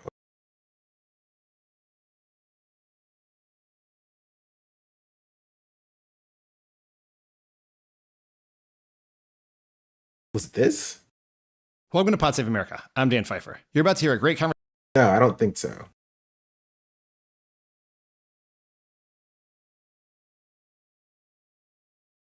I guess what? Maybe it was the members only one. Something. Welcome to Pod Save America. I'm John Favreau. I'm Dan Pfeiffer. On today's show, Donald Trump touts a major economy. I don't know.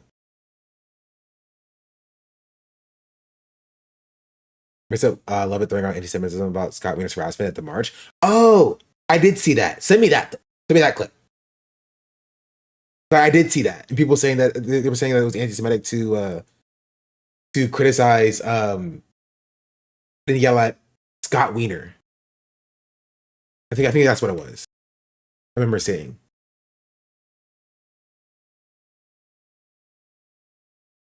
Yeah, we'll get back to the DSA. Scott, I want to support someone who's so positive on trans rights, but you're a piece of shit on Gaza.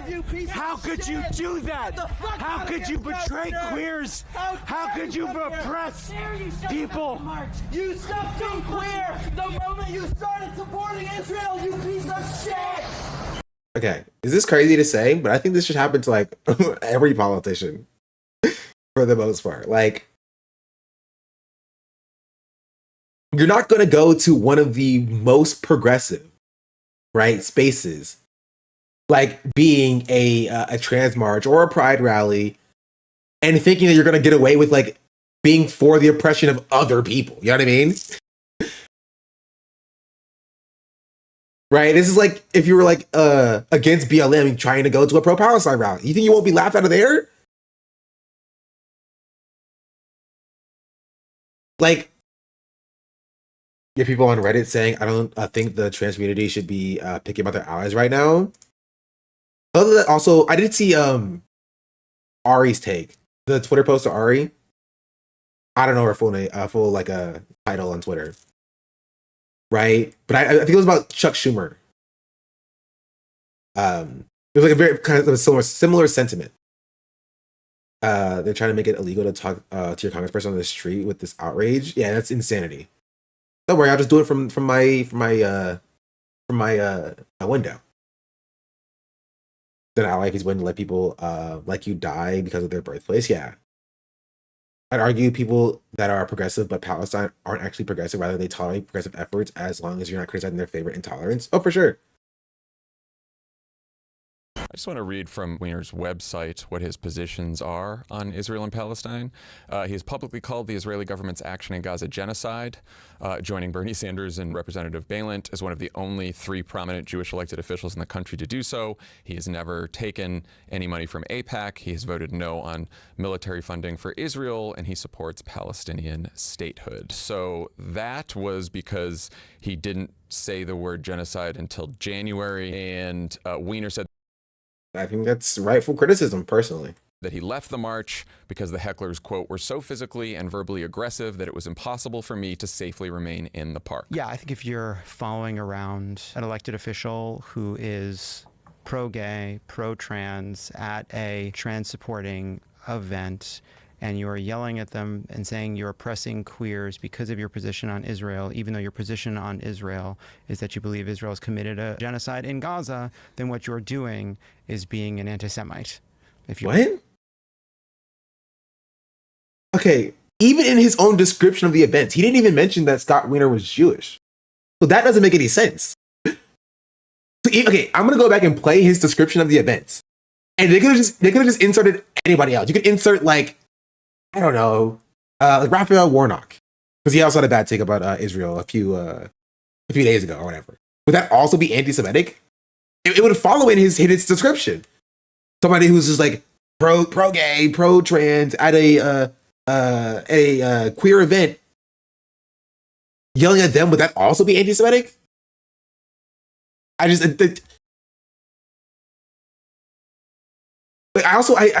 know, bro. I don't know. I love that to be fair, I think it's still good that the bar has moved where like, you know, even these losers are calling it a genocide. But it's crazy because this is what I was saying last year about the way that we let these definitions like shift and change, right? To them, to be pro-Palestine is to just call what Israel is doing, like the current Israeli government's actions, genocidal. That's not what it means to be pro-Palestine. It's just not. If you're not for the liberation of the Palestinian people, you're not pro-Palestine. You can call their actions genocidal, but if you're like fine with it going back to being a softer version of apartheid, like you can't do that. You're not pro-Palestine then. It's like, oh, Israel, can you just go back to what you were doing on October 6th? Can you just go back to that? Even though 2023 was the deadliest year for Palestinian children?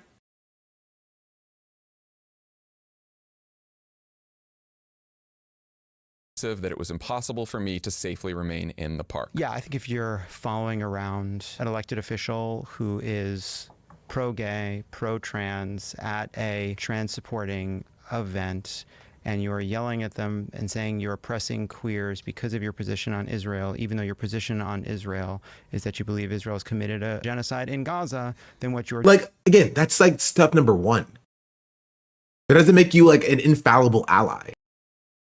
Which is why you losers get yelled at. Doing is being an anti-Semite. If you're following Scott Wiener around yelling at him in this park, it is because you are being anti-Semitic. You are an anti-Semite. That is why you are yelling at... What are we talking about?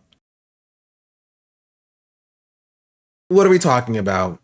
What about when people do it to Kamala Harris? People do this to Kamala Harris, by the way. Like, people did this to Joe Biden last week. Were they also being anti-Semitic to Joe Biden?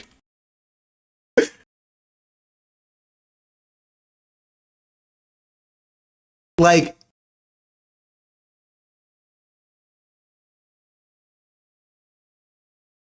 trying to find it. I don't know where it is. Oh, here it is.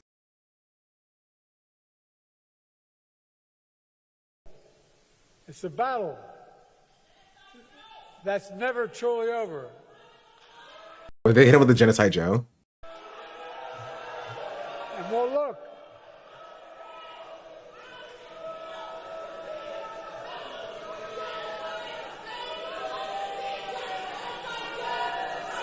Man, they're loud. He's alive? I guess he is alive. It doesn't look like he is, though, to be fair. While I can't sugarcoat it, these are indeed dark days. Let's remember. Man, this guy was the president. This guy was the president 2 years ago. Is that not kind of crazy? He was running for office in this state 2 years ago, and we were going to let him. Like, we as in the country was going to let him do that. Like, the Democratic Party was going to let him do that until we actually stopped him. We are one of the only countries in the world. Craziness. Anyway, they called him Genocide Joe. They must be anti-Semitic, Chad. Don't you know? Don't you know? This man, whatever you tell yourself, whatever story you tell yourself online about what you believe and why it's justified, that is as pure anti-Semitism as you can see. How? I genuinely don't get it. Is it just you can't criticize somebody who is Jewish? And if you do, you're anti-Semitic? Is that like what the conclusion is? I genuinely don't see it. Genuinely, I don't see it. Levin's also self-described Zionist, so I don't really care for his prescription on this. Yeah, but he has following, right? He has a following. He has people who listen to him because people want to see a white guy say stuff, you know? He doesn't, out of every clip, hair in my mouth. Of every clip that I've shown you of these people, like, do you think that justifies the amount of attention that they get? But it's because of the former Obama speechwriters. And if you are a large creator, you kind of snowball. You become a bigger creator based upon the fact that you are already large, right? You have the money to kind of bolster yourself up. You get the connections, right? You get the interviews with the candidates and stuff like that. It's the stuff you get as a big creator, and it kind of snowballs into you becoming bigger and bigger and bigger, right? Even if you are completely like and utterly, what's the word? Unqualified. It is compounding clout interest. You just listened to the podcast like 7 years ago, stopped in 2019 when Levin said he was a proud Zionist. And it is corrosive. It's worth calling out. There's a lot of people when someone says that Brad Lander in New York 10 won because of anti-Semitism or that anti-Semitism played a role, I find that hard to understand because it is a very Jewish district. Brad Lander is Jewish. Dan Goldman was Jewish. So I don't like it when anti-Semitism is used as a cudgel, but that doesn't mean it isn't sort of like worth calling out when you see it and like, give me a fucking break. He needs to explain what he mean. Like, what about this is anti-Semitic? He still hasn't done it. I don't know. Here, before I get back to the first one, I'll close this. Before I get back to the first one, gosh darn it, I didn't mean to close that. Okay, I actually didn't mean to close that. I did see this like 2 days ago about the Pod John. Okay, Sorry, we'll do the Pod Johns. The Pod Johns are in this very funny space because, like, obviously a lot of the stuff that's coming out of the DSA is far too radical for their taste, but they're also like somewhat agnostic. Like, I'm like the bridge holding, you know, the commies and the socialists together with the Pod Johns to the best of my ability, and it's like it's being pulled. It's being pulled a lot. Okay. And it's interesting. The Pod Johns are just glory hounds. Why? No, that's not. I don't know. Maybe they're useful in a way that Hassan sees that I don't see. Like, genuinely, I I'm not infallible here. You know what I mean? I don't claim to know everything. Maybe that there is some usefulness to having the pod johns as like pushing for like DSA members because they can actually move and shake stuff. I don't think it is. I don't see it. I think, you know, I think it is. I think Hassan.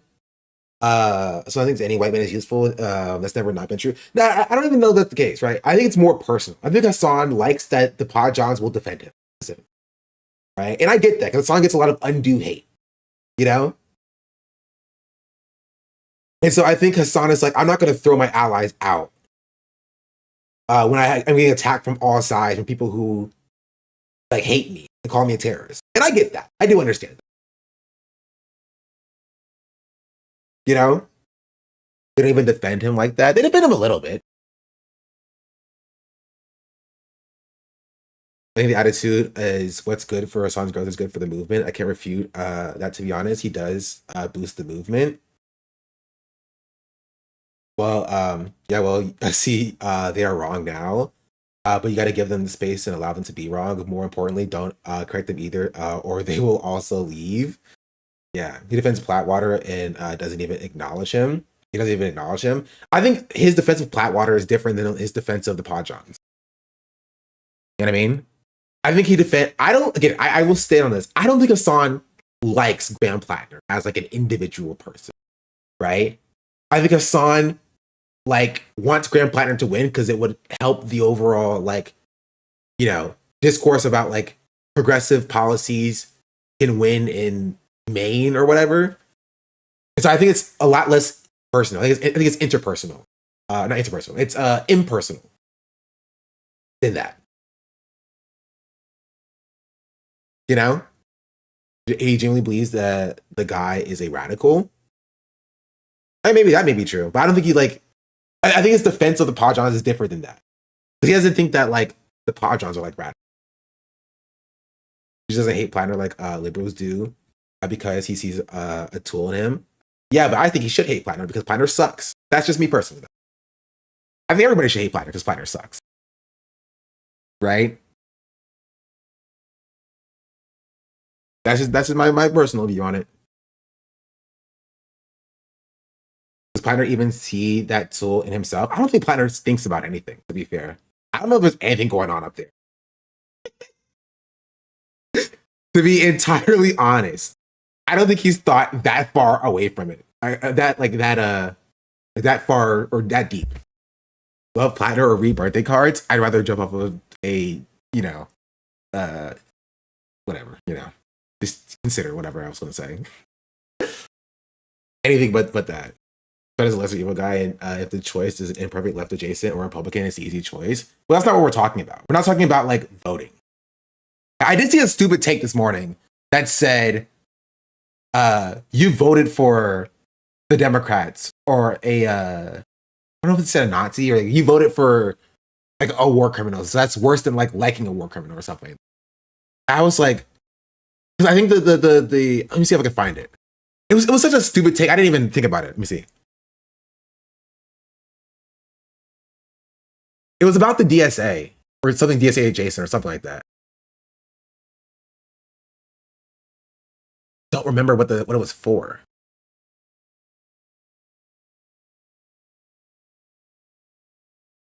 The take was basically like, if you vote for Democrats, that's actually hold on, sorry. I think I forgot something. Okay, I don't remember.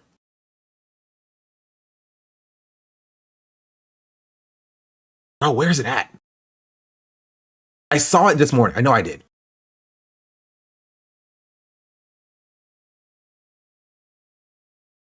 I know I saw it this morning. Oh, here it is. Here it is. I found it. It was evil. I found it. It was this. It was about Curtis Sliwa. And then James said, I hate that he's evil because he's so funny. And then this person said, he voted for the Democrats who are evil. I feel like that's worse than liking someone evil. And James said, I didn't, though. Right? Yeah, you work for DSA and who cares, right? I saw this tweet. I was like, yeah, I also don't agree. I also like I don't think voting for someone who is evil is like worse than liking someone evil. Because there could be a situation where you vote for them and you don't like them, but if you like them and they're evil, I think that says more about your character than if you just vote for them. Am I wrong on that? Am I tripping on that? That's how I feel about Graham Platter, right? It's one thing to be like, I'm going to vote for Graham Platter. It's the second thing to actually like him, right? I think liking somebody is actively worse than voting for them.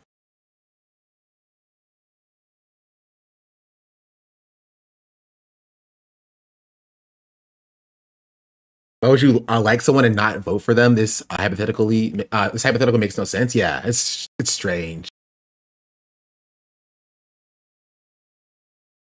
That's my point about Graham Platter, right? Is that like you can vote for Graham Platter if you live in Maine. Most people don't, but if you live in Maine, but right, and I would even say you can like that Graham Platter is like more progressive than a lot of other politicians. That can also be the case, right? But I think there's a line between that and then like running defense for his past and his history, which I think a lot of people like the Pod Johns have done, right?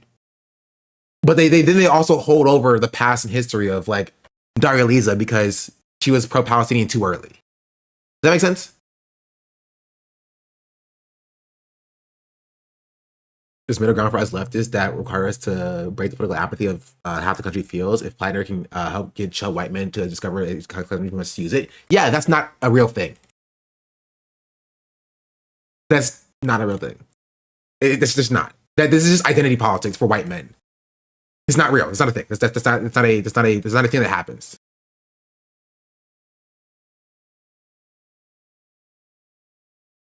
I mean, voting for them is helping put them in positions of power. That's terrible too. I mean, sure, but like that's different than like actively liking them. There are degrees here, There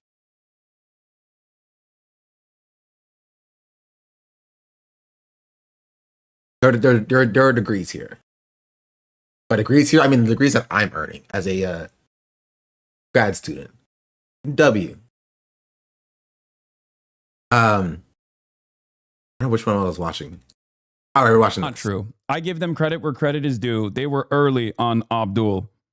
Okay? Y'all are crazy. They were early on Abdul. Fairly certain that they were big Zoran guys too. Plus, there's, Tommy and Ben Rhodes, Ben Hamas Rhodes at the Pod Johns. So there are people within the Pod Johns universe that are far more radical than Jon Favreau or John Lovett. Like Abdul literally had a podcast. It's like the Gucci bag. Let it go, man. No, I will never let it go. Dude. They went liberals against black radicals. Yeah, I think this actually makes them a little bit worse. Not worse, but like it seems that they're only against like the black radicals, And they're like, yeah, I mean Abdul's not black, so like we'll ride for him. But like again, did they get the same coverage to Chris Rabb that they gave to Graham Platter? Did they have a same with Breaking Points, right? Did they have a interview with Chris Rabb or Daria Lisa or Milad or any other people who are running who are like black radicals? It's just something to consider. Didn't get over how they titled the video, not even using his name. Yeah. Dude, you need to understand something, okay? Let me cook. It's worked so far. We covered the crystal ball thing. Okay? I don't know why you guys are literally in this very moment still doubting what I am trying to do. Okay?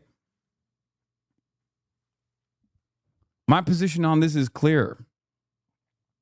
As long as people are not an impediment to change, they can chirp after it's over. Okay?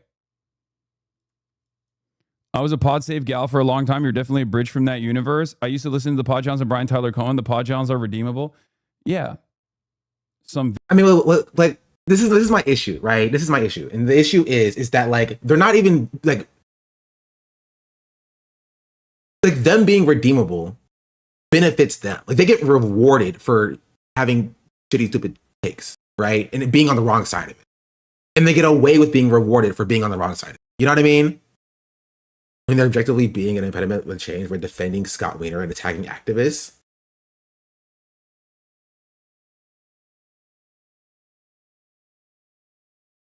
You're not redeemable if you go around calling black people moronic. And I don't like, will they change their mind? Yes, because they're liberals. And liberals will always change their mind after the fact, after the work has already been done. You know what I mean? I feel like the critique of Darlisa was out of line. I don't know. Yeah. Right. And that's what the frustration that I've had with this space is that like these liberals are always redeemable while they benefit to the tune of millions of dollars, right, in their pockets by holding these poor positions. And the people who are harmed by that are the people who are at these positions at first, like Darlisa, right? People who are harmed by that are people who were already at these positions before they even got there, right? But I feel like a good point of this, like we talked about Frogan earlier, right? Frogan had these positions before the Podjons did. Like Frogan was seeing benefits from holding these positions earlier. You know what I mean? But the white guys, right, who are able to just walk to the correct positions years later and then try to decide who can be in the movement and who can't be in the movement is like, I think it's just, I don't know, it's frustrating. It's frustrating because then they can get away with just being like, and no, never any apology or accountability or any recognition that like, hey, I was wrong. Kind of how I feel about Chorus a little bit, you know, with Brian Tyler Cohen. And so it's just, I don't know. I think it's silly. Very bad people have said that exact same thing. Okay. Look. They say things at times that I vehemently disagree with, like the Daria Lisa criticisms I thought were, you know, I disagree, and I think it's unacceptable. But again, Podjons are far more agnostic, and they maintain a tremendous amount of influence over liberals, and they're far more agnostic to our side than the Neera Tandons of the world. In many respects, they are the connective tissue between the Neera Tandons of the world, which many of you understandably oppose and despise for good reason. It's understandable. But we need, this is a multifaceted approach. I don't know if I agree personally. Like we saw the Hutch clip yesterday, right? Hutch was like, Maylot, that's a Star Wars name. Like, I think that's pretty much identical as in terms of like rhetoric as to what Jon Favreau said about Daria Lisa being moronic. You know what I mean? I think it's like similar in that way. But it's still, Hutch on that the same vein acknowledged that people were upset about establishment Democrats, right? So I don't think that they're actually meaningfully different. I think the difference is it's just like Hutch doesn't like Hassan, and the Podjons do like Hassan, and they will defend Hassan. And I understand why Hassan wants to keep that bridge to have liberals who will defend him, right? But I'm not criticizing Hassan for that front. Like I get that. That makes sense. Having very popular and establishment liberals like defending him and like who won't like concede to like the Hassan is a terrorist framing. I get that, right? But I do think what the Podjons are doing here, I do think it's harmful, right? And I do think, as I said earlier, I think they get away with a lot of it because, not because they defend Hassan specifically, but because they get to project a veneer of being pseudo progressive. You know what I mean? But they're also out here calling like people who criticize Scott Wiener anti-Semitic for, stating that he's too soft on Israel. You feel me?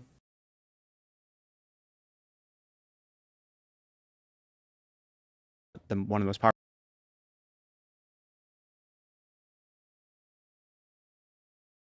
Did I close the tab I was looking at? I don't remember. Oh no, we didn't find it. It was a Twitter post. I was looking for the original pod save clip. I could not find it. Popular governors in the country, or that if there was just a poll out that said, who are the most popular political figures? Well, they're Barack Obama and Bernie Sanders, right? Like, it's a complicated, heterodox country, and we have to make one big pro-democracy coalition. I think that puts responsibility on both sides of this divide. On the Josh Gottheimer, Jamie Harrison, James Carville side, you can disagree with people. I think you should be really critical of them. You should say why you disagree. I think Josh Shapiro actually did this well. It's like, I disagree. I have strong disagreements. This district and another. Bro, giving Josh Shapiro a positive dub, not a good sign. State. That's one district, and I'll defend my views. People should defend their own. Wait, yeah. Without Didn't Josh Shapiro say that about the progressives? Like the actual progressives? Am I tripping? Is he referring to the Josh Shapiro clip that we just saw about him saying that about the New York slate? Agree with people. I think you can ability on both sides of this divide. On the Josh Gottheimer, Jamie Harrison, James Carville side, you can disagree with people. I think you should be really critical of them. You should say why you disagree. I think Josh Shapiro actually did this well. It's like, okay, you saying it. Okay, I understand. I have strong disagreements. This is district in another state. That's one district, and I'll defend my views. People should defend their own. Without saying that these people have no place in our coalition. If you're a democratic socialist, you're not. I mean, you called them anti-Semitic. Like, Summerlee and Chris Rapp are in PA, apparently. Yeah, apparently not. Not Democrat. Like, you don't get to decide that. The Democratic voters in those districts went to the polls and decided. The party reflects what the voters want. The voters aren't meant to follow what the party tells them defines a Democrat. If you and Mamdani had said that in somewhere in that interview that I thought was right. Right. And if parts of your coalition are further than the left than you like, well, have an argument with them, figure out the places where you agree, and figure out an agenda together. Joe Biden wins the primary in 2020, and actually I thought did a pretty wins the primary extraordinary job of talking to Elizabeth Warren and Bernie Sanders and kind of finding a way to. Okay. This is actually ahistorical. Funnily enough, this is actually ahistorical. Joe Biden did not reach out to Bernie Sanders, right? They stole the primary from Bernie Sanders once again, and then Bernie Sanders extended the olive branch to Joe Biden after Elizabeth Warren thanked him. That's actually what happened. That's actually what happened. Talking to his coworker of 90 years, by the way. Jeez, don't remind me. Bring those people into his coalition to the point where they were some of the people advocating for him the most after he blew the debate. So there is a way to bring these sides of the party together. On the other side, it is not just because someone is on your team and you don't like the mainstream Democrats and you think they're too centrist doesn't mean that people on the left don't have to answer for some of the dumbest or most heinous things that they've said in the past. Ooh, careful. Well, like what? Explain. You have to give an example. You have to give an example. J-Mint B, thank you for the 7 months. Well, and by the way, that people do, we talked about Graham Platinum, people deserve a chance to explain the difference between who they were before they were in public life and who they are now that they have a bigger platform and more responsibility. They deserve. Okay. So now you have to explain how Graham Platter is different than Daria Lisa. Please tell me one thing that's different about them. Here, I'll pull up 2 pictures.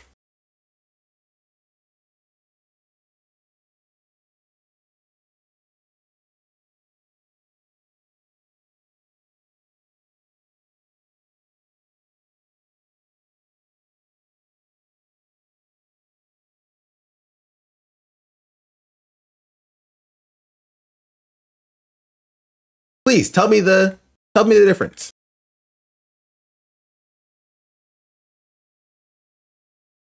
Oh, you're right. It's the glasses. It's because she has glasses on. That's why it's somehow different. Even though, again, what they're criticizing Daria Lisa for is objectively the moral position, by the way. I have to reiterate this.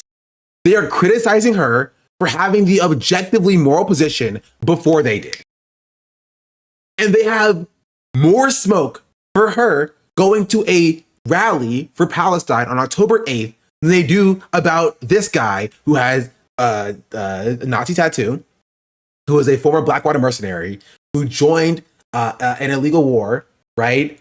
When he knew that it was bad and immoral. 4 times was a guard at Abu Ghraib. What else? Consistently lies about his past. Like, they're a big fan of prisons. Oh, you're right. They are a big fan of prisons. Fan business owner? No, it's oysters. They're different. I promise. Black people don't tip. There's so much stuff, right? But they'll defend all of that, but don't let you be pro-Palestine a little bit too early for them, and then that's a problem.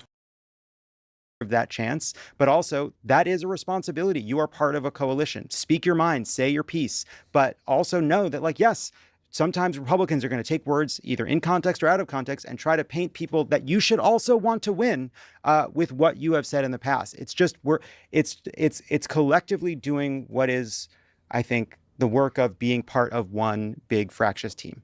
Yeah. So I'm confused. But like, if you understand Republicans will do that for Graham Plattner, therefore you should defend Graham Plattner, then why do you not understand that for Daria Lisa? I need him to explain the difference. The glasses, you're right. It's the glasses. AOC was asked about this in her interview with Jen Psaki, and she said this without referring directly to Daria Lisa Chevalier. But she was like, look, I don't think that's how you pronounce her name. I'm not as in tune with like French pronunciations as I would like to be. I don't think it's Chevalier. I don't think that's correct.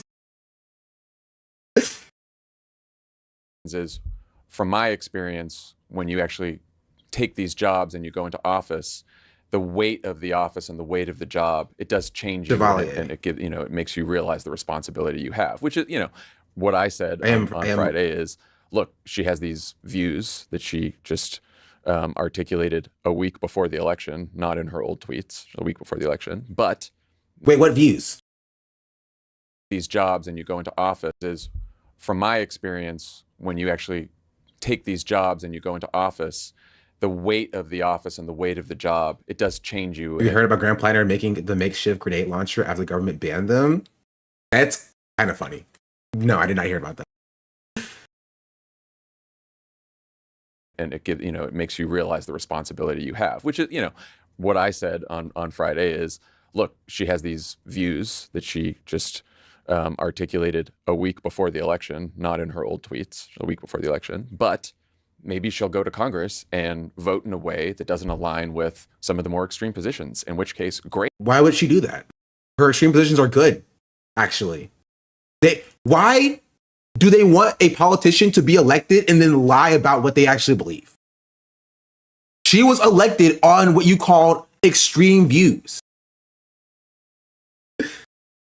Why would she get in and do something different? That's not why she was elected. Like, oh, he's literally telling his liberal audience, don't worry, guys. All politicians get in and they're liars. So she'll be a liar too. Don't worry, guys. And that's a good thing. It's a good thing that all politicians are liars. They want her to be pro-Fetterman, yes, actually. Does John feel that way about Plattner? Obviously not.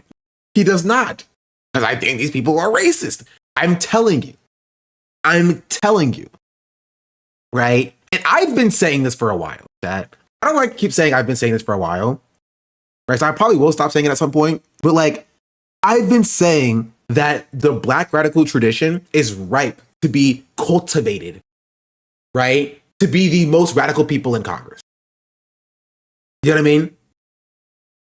And that we should be marketing and selling this to these communities. And you need to do that by talking to them. Maybe it's because they're just sexist. Well, I would think that as well. But like, it's also Chris Rapp too. So if you wanted to accomplish anything on the left, I've been saying this. Is that it's not about one, even who the messaging is coming from, right? It's about like who you're speaking to. It's about going to communities and speaking to communities about these policies, right? And then there were people, supposed leftists, saying that the Black community is too establishment, right? So it's a waste of time. I remember that being a topic of discussion last year. People saying that it was a waste of time to go and speak to Black people about these things because they're so stuck in their ways as liberals. Like, and this is a perfect example of like, no, Black people want this as well, right? Darlisa won a large part of the Black constituency. Chris Rabb won a large part of the Black constituency. Black people are voting for these socialist politicians. It is just a matter of speaking to these people. If I'm allowed, yeah. We really said that. It was the implication. They didn't say the exact words of like, you shouldn't talk to Black people, right? You know what I mean? But I do remember going on a Hassan stream last year. Sorry, voice crack. Last year, right? And having the chat yell at me when I merely suggested the idea of talking to the Black community and going to and speaking to the Black community. Only puberty? Yeah. You know, I haven't streamed in a while. Right? Do y'all remember me doing that? I remember doing that. I remember literally having an entire conversation about how like, universalist policies are one thing, but you need to actually speak to and market policies to, right, the Black community, and they will be amenable to that. And that's what we learned. Black people love socialism in this country, like specifically in Colorado, right? Like not Black people, but people in general in Colorado are more positive or feel more positively about socialism than they do about capitalism, right? And all you need is for every community, every single one, not just white people, not just Black people, but for every single community, if you talk to them and if you speak to them about these policies, they will like it because we have the policies. Sunshine is partially a reflection of him, less not twisted, part of the problem. Did I say Hassan was not part of the problem? Is that the words that came out of my mouth? Did I say Hassan is not at fault for this? He did nothing wrong. I don't think so, chatter. I have criticized Hassan and his role that he played in this consistently. You got other people in the chat? Okay. You gotta be specific. You know when I'm on a roll, you gotta be specific. Because I'm ready. Something has happened to us Southern folks when we talk about our Northern allies and even comrades. I didn't see Hassan's viewers even just as more than a throwaway zone until the day that he went to see Chris Rabb and read my messages about the South. And to be fair, I do think that because again, I said this before, Hassan's interview with Chris Rabb, where Chris Rabb kind of called him out a little bit on that regard, right?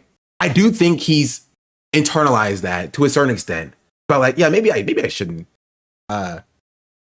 feed into that a little bit, right? Because I think I showed it here. Because Chris Rabb said the same thing. He was like, a lot of people, have this idea about our district as not being like an important district or whatever, right? But we should avoid talking about these districts in that way because all these people are important. They can all have their minds changed, right? Now, it was actually a very good message from Chris Rabb. Does anybody have the date that it was? I do not.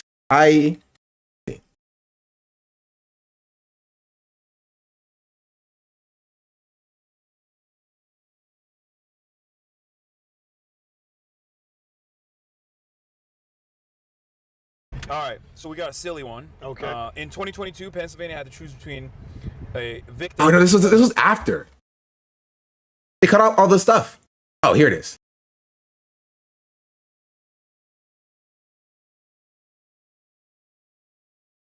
It's about that way. Basic Code's response to Carlisle applies to the podcast as well. If you haven't, we'll look at it.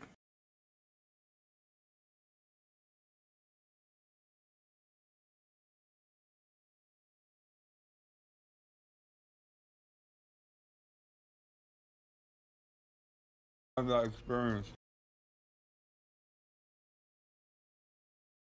For a fact, especially. Jake Grimes denies a message before he left the hotel because Rad booked up with him when they were walking to the ride. I mean, even timestamp, we'll take a look at it. This is all I got right now. This issue, right? Yeah. And I think that's another reason why there's a lot of fear and a lot of. So I'm Gen X, but the next generation, they tend to be like, And they bring it up? They brought it up after the they brought it up after the debate. Did anyone know a timestamp?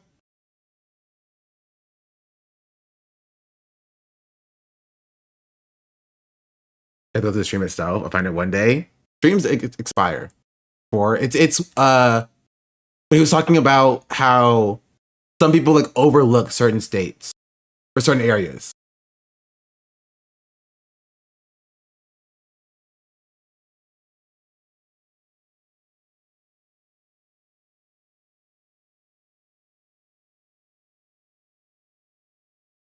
It was actually before this.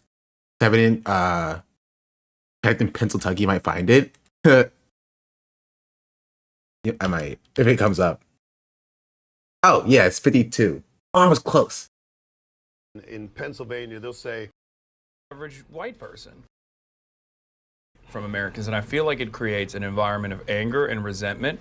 And I think the Republicans actually are very good at taking that anger and resentment and redirecting it to vulnerable populations, redirecting it back to black people, brown people, women in general, queer people, undocumented migrants, people that have a lot more to lose, and people that actually have the same exact class interests as the average white person. Yeah, I that's so true. And one of the things that I really worry about sometimes is when in Pennsylvania they'll say, oh, in between Philly and Pittsburgh is Kentucky, and they'll call it Pennsyltucky as a slight to people. I might have said that. All right, so look, that's cool I'm 7 generations Kentucky. But I also do think that we can win in Kentucky. Yes, but here's the thing. We shouldn't have rural communities be the butt of jokes, right? Because like my grandparents were civil rights activists in rural Jim Crow Kentucky. Like they were doing the work against the Democratic Party, because then no self-respecting black person would ever be a Democrat. Yeah. In the 1920s? Yeah. Like that's like being a chicken voting for Colonel Sanders. Like that didn't make any sense, right? They were proud Republicans. But they did amazing work in rural communities. And our rural siblings, we have a lot in common. And so if we want them to respect the issues and priorities of urban communities, we got to show that same respect. So I don't want to bash that. And let's also remember, the majority of black people are in the South. Yeah. Right? And the majority of black folk in the North come from the South. Yeah. So our roots are strong. And look, like we're eating the food of this is the brilliance, the culinary brilliance of enslaved people who now all these things are like next level haute couture, high culinary stuff, but it was made by folks who were they didn't even own their own humanity legally. So we gotta connect the dots and find ways to engage folks where the billionaire class seeks to divide us. They're always doing it, and they're not gonna do it but for so long when we organize. Yeah. And I do think that there is a tremendous opportunity to do that right now, especially in this day and age where I'm seeing a lot more frustration from regular lifelong Democrats who never would have considered the likes of Bernie Sanders, who voted against Bernie Sanders, come out and openly say, maybe Bernie was right and it was a mistake to vote for Hillary Clinton. We're seeing different versions of that all around the country. with these insurgency campaigns, these disruptive campaigns that are a lot more responsive to the needs of the voters. And I think the response that corporate media is delivering is because they're worried about losing their grip on power. They can no longer get. Listen, chatter, this is no beef to you. I'm going to time you out for 1 second just to get rid of this long behind thread. That thread got too long. There's too much arguing going on. It's gone now. Goodbye.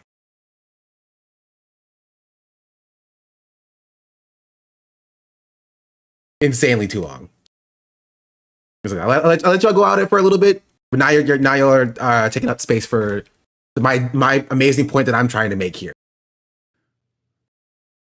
Gatekeep who gets to talk and for how long they talk. Is that why they're afraid of you? I think that's part of it. I mean, look, so you wrote articles, you had a blog in the 2000s. Yeah. That's mostly my point. My point was specifically about the fact that the way that like people from the bicoast, right? From the East Coast and the West Coast talked about people who were from the Midwest or from the South, right? Did not lead to them having a positive opinion of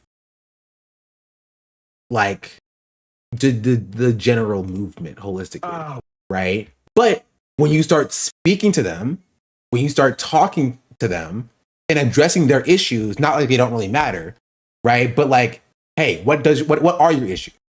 When you start addressing that, then they start to be more in tune with what you're saying. And they're like, oh, okay. Yeah. This social thing sounds pretty good. You know? With East Coast, I got priced out. Me now for my zip code. Yeah. I want to look at this clip first. Southern organizer here. Most politically conscious people tend to leave the South to be the dumping ground and graveyard of the United States and don't realize that part of the reason is like this. / they're allowed to not care is because we have the highest density of black folks. Yeah, 100%. That is a huge part of this. Huey P. Newton was born here. We had some of the first multiracial solidarity strikes, etc. And no one questions why they leave us in the South to die. I just talked to the entire Midwest. Since it comes off of liberal bullshit when he makes fun of red states for being hit with natural disasters or act like there's no leftist movement or organizing happening that deserves support. No, sure. I'm not saying that Hassan's like, has immediately changed his ways and, or whatever. Right. But these are moments where, like, I think acknowledging the fact that like this is bad and it is an issue, that does reflect onto the chat as well. Right. Where the chat now will be like, when you're like, hey, we should focus on organizing in the South because there are good people to be organized there. Right. Then like, the chat will be like, yeah, we should do that more. You feel me? It's better the more time he spends outside. Yeah. He's been spending a lot of time outside recently. So I think it's a positive. There's also a finite amount of resources. So because black folk have been so effectively shut out from the political process through redistricting, I think he's trying to support DSA movements in South and Midwest. Yeah, that's kind of my point, right? Is that I think if I had to guess, I think the Chris Rabb win. I think before the Chris Rabb win, he thought it was a long shot to win in districts that are not like,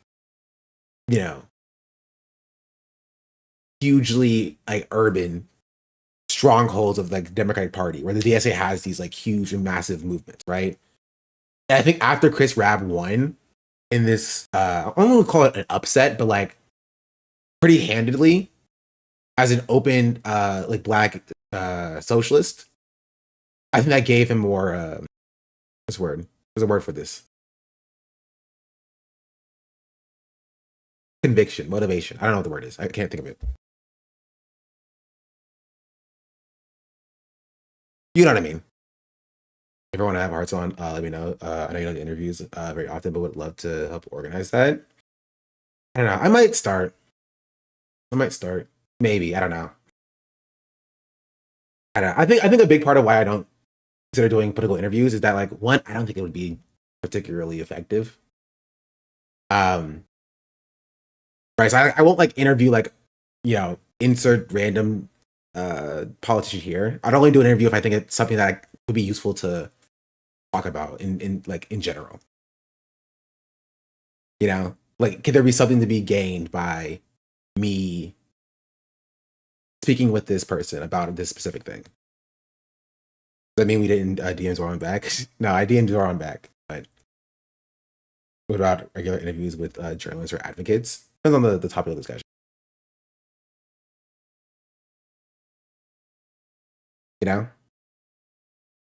But I definitely won't do anything until I'm in DC and get set up. Okay, stop. I'm not interviewing Platter. It definitely won't be about business cards.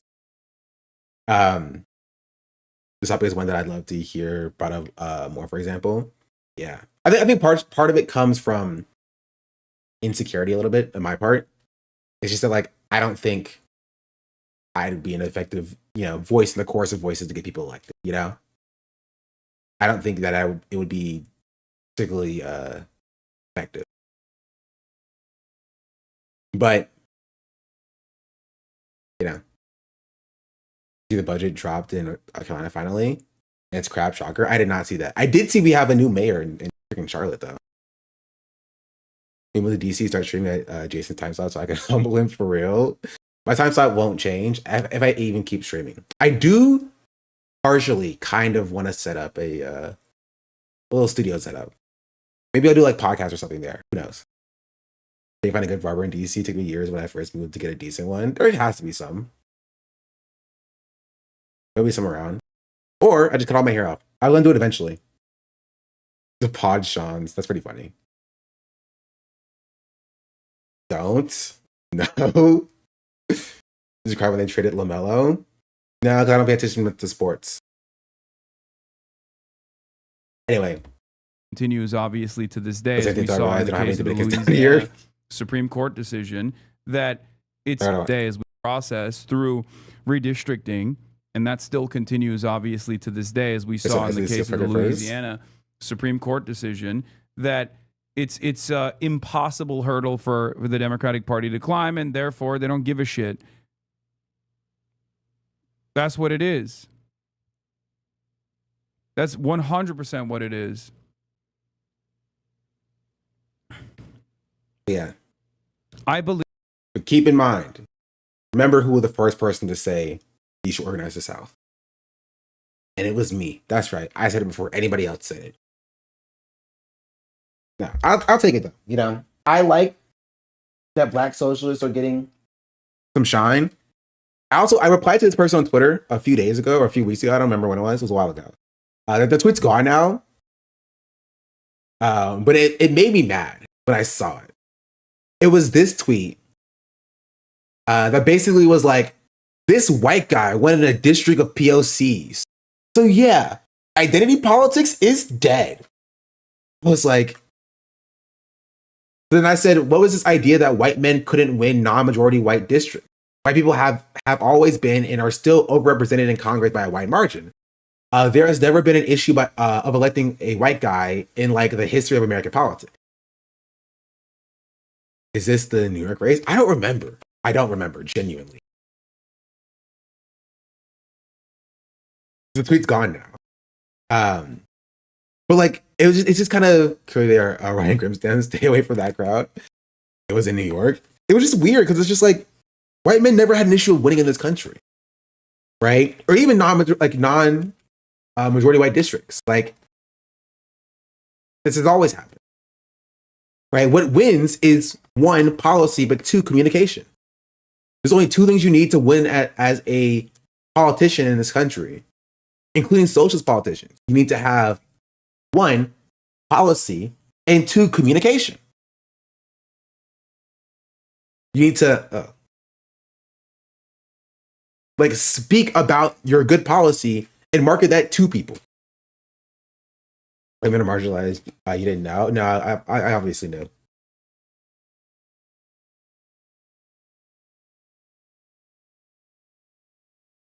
I've been having a rough out here. You're right. Here for Houston, Dallas, Austin, Texas to get activated. Yeah.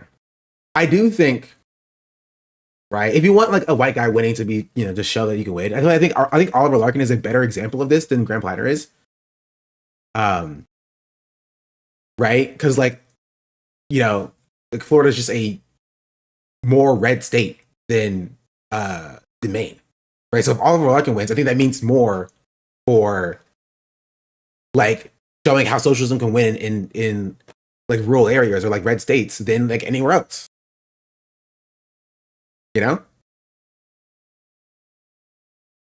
Also, yeah, he has way less baggage. I like Oliver. I hope Oliver Larkin does win. That's my positive.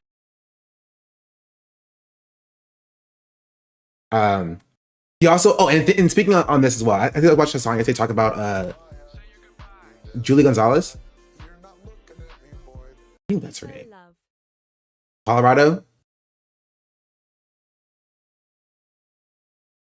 I think it's the right person, right? She lost. And that song was talking about how you shouldn't run away from the socialist label, which I agree with them, right? I think it also applies to like, I think Abdul should also I think should out and about be a socialist, but also Graham Plattner also simultaneously does the same thing, which is running away from the socialist label. And so I don't think Hassan is wrong, but I think it extends further than he was saying yesterday, where like this is the time to be as radical as physically possible. Right? As radical as physically possible. He was the only one not running away. Yeah, but he's not like identifying as a socialist, to be fair. Right? Even if he's not running away from it. Yeah, that's a good point, right? I think he should claim it. He should claim it if he actually is a socialist. Right, that as he meant Graham Platter too, but he didn't want to bring it up and deal with that headache. I'm not saying Hassan didn't think that. I'm just saying if you want to say, I say it extends to everybody, right?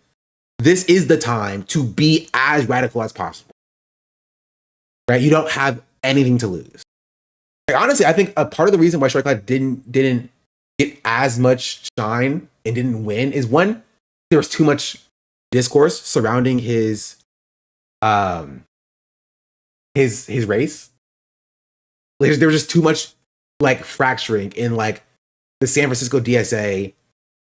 It's like, oh, we're not supporting him. It's a whole thing, right? That race could have been a lot better if he would have extended inroads to the DSA and kind of built that bridge up.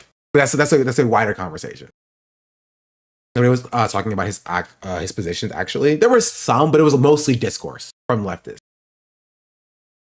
I want to hear your opinion on from a black leftist. I want to hear an opinion from a black leftist. I can't read. After the New York City DSA wins, there was a video of white leftist DSA members shouting at Akeem, "You're next." And I know that optics are not good, but pro-Israel people like Jay Tapper jumped on this. And on a bigger stage, they will 100% making it bigger than because leftist spaces are pretty much are still pretty white. We'll get baited badly. How can we combat that narrative? I don't think it's actually that big of a deal. Hot take. I think maybe last year it would have been. I think a lot of black people don't like Hakeem Jeffrey either. You feel me? Like, so I don't think it's like you're gonna like meaningfully change black people's minds. Be like Hakeem Jeffrey's your next, right? We're talking about the Congressional Black Caucus yesterday or 2 days ago. Like, black people are also fed up with this. Black people are also amenable to socialism, right? And because the DSA is overwhelmingly white, right? The candidates, however, who are speaking about these policies are not. And that also helps to serve making it more popular for black people as well, right? And you have to remember that black people, as well as everybody else in this country, are fed up with the establishment. You know what I mean? And so you feed off of that, right? You speak to them about why they're fed up. You speak to their material conditions because they also want things to change. They also don't like Israel. You know what I mean?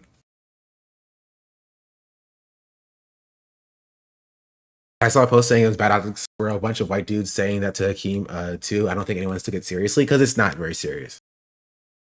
Right? It's not very serious. Like most of the country, including black people, are not very optics.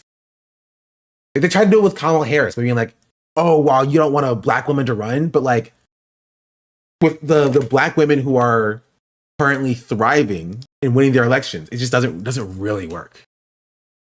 Right? They want to change. Change is necessary for the black community as well. You know, or the Black excellence crowd cares about that. And even then, they're not as big as they used to be. Right? Black excellence reached its peak with Obama. It has been petering down ever since. When they realized nothing has changed with like black excellence. You feel me? And they love Zohran Mamdani. Zohran Mamdani has a huge black fan base. Like people mean about like young people, like young black people like Zohran Mamdani, but like older like black people also like Zohran Mamdani. Like after the primary, black people overwhelmingly voted for Zohran Mamdani as well. Right? It was still like I'm pretty sure like Staten Island, like overwhelmingly white population, were the people who like the biggest base of support for Andrew Cuomo was like Staten Island. Right? There was still like some black support for Cuomo, of course, but like he's monumentally popular. Right? And all you have to do is message to them effectively, and they will solve that problem. Even Staten Island liked Zohran, yes, but like, of all the boroughs, that's the one that was just like, yo, give me Andrew Cuomo the most. I really hope Oliver wins in Florida because I know how much it means in the South. The South is built on black and brown people. Immigrants keep it alive, and he speaks to that. Don't discount the South. Yeah. He messaged well and also kept his promises. Yeah. Will Kanye West be the Elon Musk of black excellence?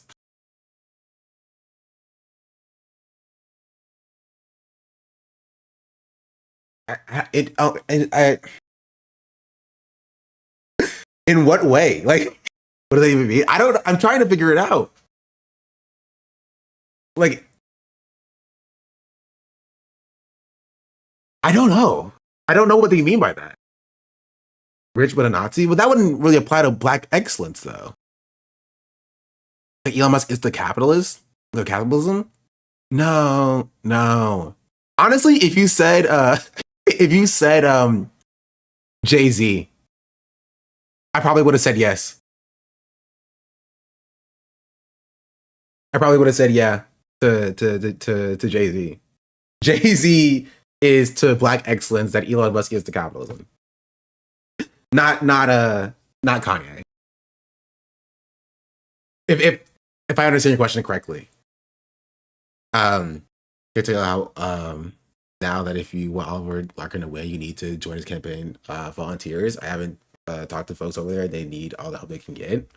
I saw Mason's interview a little bit with Oliver Larkin. I will say Oliver Larkin is more tapped in with the content space than most people.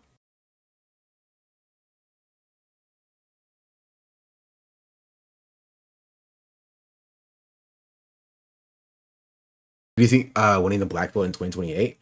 I can't even tell you who should or who is going to run in 2028. I think after like the few days ago, I think AOC may be running. Right?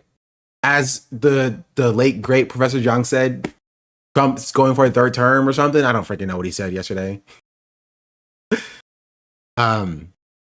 But excellence is why Kamala is even speaking to Zohran when she really needs to take a soft life home and work on her next book. Again, was Young seriously? Yeah. 100% running out the right answer yesterday. If you send a link to it, we'll look at it. Wait, he's still alive, bro? Is he? Did you see the stream yesterday? Is he really still alive? I think man is like on a different plane of existence. but I saw an interview of. I think Hassan thought it would be for content, but like I tuned in a few times and I had no idea what was going on, bro. I had no idea what was happening. He just kept talking about just random stuff. AOC and Kamala have been making tours to the South. AOC actually speaking to people. Kamala is just on a book tour. AOC would definitely run Newsom and Harris all running. It came back 30 minutes in. It felt like talking to an AI. Honestly, it might have been. The anticipated like 10 minutes in. That is not nearly as surprising as you would think. I'm surprised he lasted 10 minutes. I do think Newsom is running. I think, okay. And you can tell by the fact that both Newsom and Kamala Harris called Zohran Mamdani. But I'll get to that in a second. I want to continue with this. Great. Everyone deserves the grace to change and prove themselves, which is like, well, I thought that was pretty normal to say. I'm not concerned, and again, I'm not concerned about like DSA candidates or progressive candidates knocking off incumbent Democrats in deep blue districts. That's what primaries are for. Primaries are good. I think primaries are good no matter what. If the progressive wins, if the moderate wins, they're primaries. They're fine. That's what the voters want. I'm also not concerned about what DSA wins for Dems in more competitive districts. My only advice for those frontline Dems, which I had said on Friday, is don't be afraid to distance yourself from DSA positions that you disagree with. If someone asks you whether you agree with abolishing prisons and police and borders, and you don't, just say that. Say that you don't like. But like, I don't what? But like, I'm confused. They did that and lost. I just like, he just doesn't want them to be against prisons. Like, nobody is saying you can't say that you're against DSA positions. Does he think that like Brad Lander was being held hostage? He'd be like, Brad Lander, we're the DSA. Gun to your head, you better say you're against prisons or something. Is that what he thought? Does he think that Daria Liza was like, listen, I'm only saying that I'm against prisons because the DSA told me to? Like, yes, they like, I'm confused about what his issue is. Update on McConnell. Is he alive? Don't tell me this. You just sent me Pokemon Black and White. Oh, Critical Health music. You can't do that to me. You can't say update on McConnell and then send me a link. All right. Like the ideas. Say that they're terrible. Say that they're not that great. Say whatever you want to say. But like, don't be afraid to say that because. Yeah, but she did. She said it was great. She said she loved it. She said it was the best position ever in the world. So I'm confused. She did that and you got mad at her. You just want her to say that it's terrible and you hate it because you hate it. He's acting, okay, this is what makes me mad, right? He cannot be honest about the fact that he just personally does not like these positions. He can't like admit that like, I just don't like these positions. And I hate that she holds these positions. Listen, if you're a DSA candidate, don't be afraid to say that some of these positions are dark. Like they're terrible. I'm not saying you have to say that, but just don't be afraid to say it if you actually believe that. Like, it's just like, ugh. He's too afraid of his audience because he got ate up on Twitter, right? And in his comment section, he's too afraid of his audience talking that he doesn't actually want these things to happen. And you know what he could do? He could have her on the stream. Does he have any videos of Daria Liza?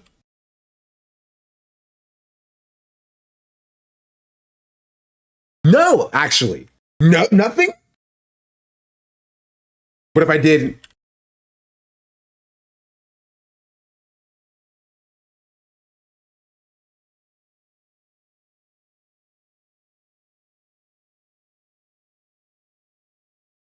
You know what I mean?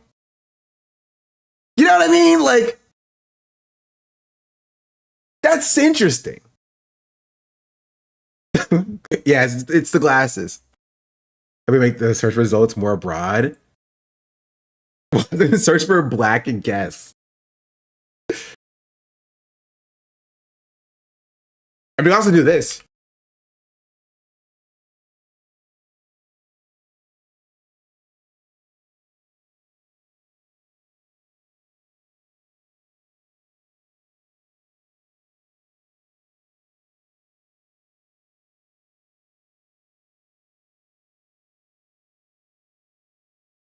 I think it's interesting. I just think it's interesting. Put it on screen for like 5 minutes as he starts talking shit. If you have the original video, you can send it to me. I'll look at it. I just can't find the original video. Search Hassan. Hassan's going to be here forever. That's not surprising, right? That's not remotely surprising.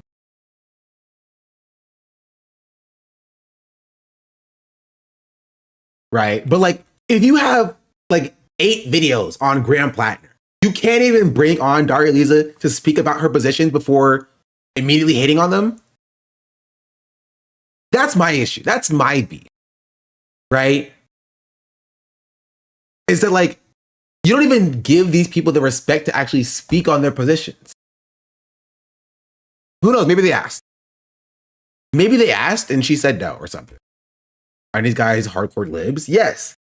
But I think it's interesting that these are hardcore libs, right? That are like 10 toes down. I will defend Graham Plattner with everything that he does.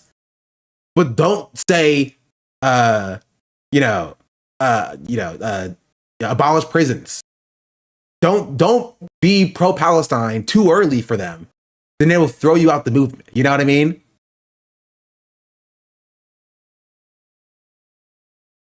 It's an interesting thing to look at. Because then folks on the left will be mad at you that you said you didn't like, that you don't like the ideas. Say that they're terrible, say that they're not that great, say whatever you want to say. But like, don't be afraid to say that, because then folks on the left will be mad at you that you said you didn't like that idea. You don't have to attack the people and try to purge them from the party. You don't have to attack their character, their person. I don't want to do that with anyone who won. But you can disagree with the ideas. And by the way, like I also then and if you and I think there's nothing wrong with saying like I'm not a socialist, and I actually think socialism. I want to figure whatever a person like a Josh Gottheimer would say to defend their actual point of view. Like I'm not a socialist. I don't agree with socialist ideas, whatever it looks like. But to say like and therefore I cast you out as a means to protecting what you think the brand should be, as opposed to saying, and I look forward to having that disagreement in person because I want to make my argument for how for why I think that it could be such a bad idea. And then would say that like, all right, let's discuss this. Let's discuss your ideas and have a debate, and we can learn to work together. Maybe we can find some common ground on stuff that we do agree on. Yeah. But like, isn't that what the primary's for? I'm confused. Like he lost. No, not Gottheimer, the other guy. Espaillat lost. Like they did that in the primary, right? Daria Lisa was like, "I'm a socialist," right? Espaillat was like, "I'm not a socialist," and he lost. So like, it doesn't matter what Gottheimer thinks. He's not representing her constituents. She's representing her constituents. So if her constituents, gosh darn it, voted for abolishing prisons, why should she be like, "I'm not doing that"? Actually, they don't believe that. Well, they're wrong. Because she got elected. They think they don't agree with her, and they're stupid for thinking that. Honestly, borderline racist and misogynistic. Or misogynoiristic. They voted for her. She won the primary election.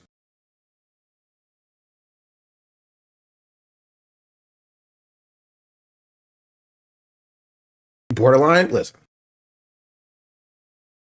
But that, yeah, it's just posturing. It's political posturing. Like the Gottheimer version of this is frustrating. I think the reaction to you that was sort of like, "How dare you criticize an elected official?" I find that so patronizing and stupid. That was not criticism. Come on, Tommy. Come on. You can't look at what I'll play it again. You can't look at what he said and call that criticism. You can't do that. I will not allow you to do that. Where's it at? I lost it. Someone send it back to me. I have too many tabs. I probably closed it at one point.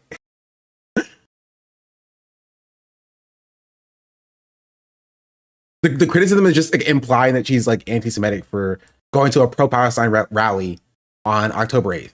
Like that's the criticism, by the way. Called her policies moronic. How is that criticism?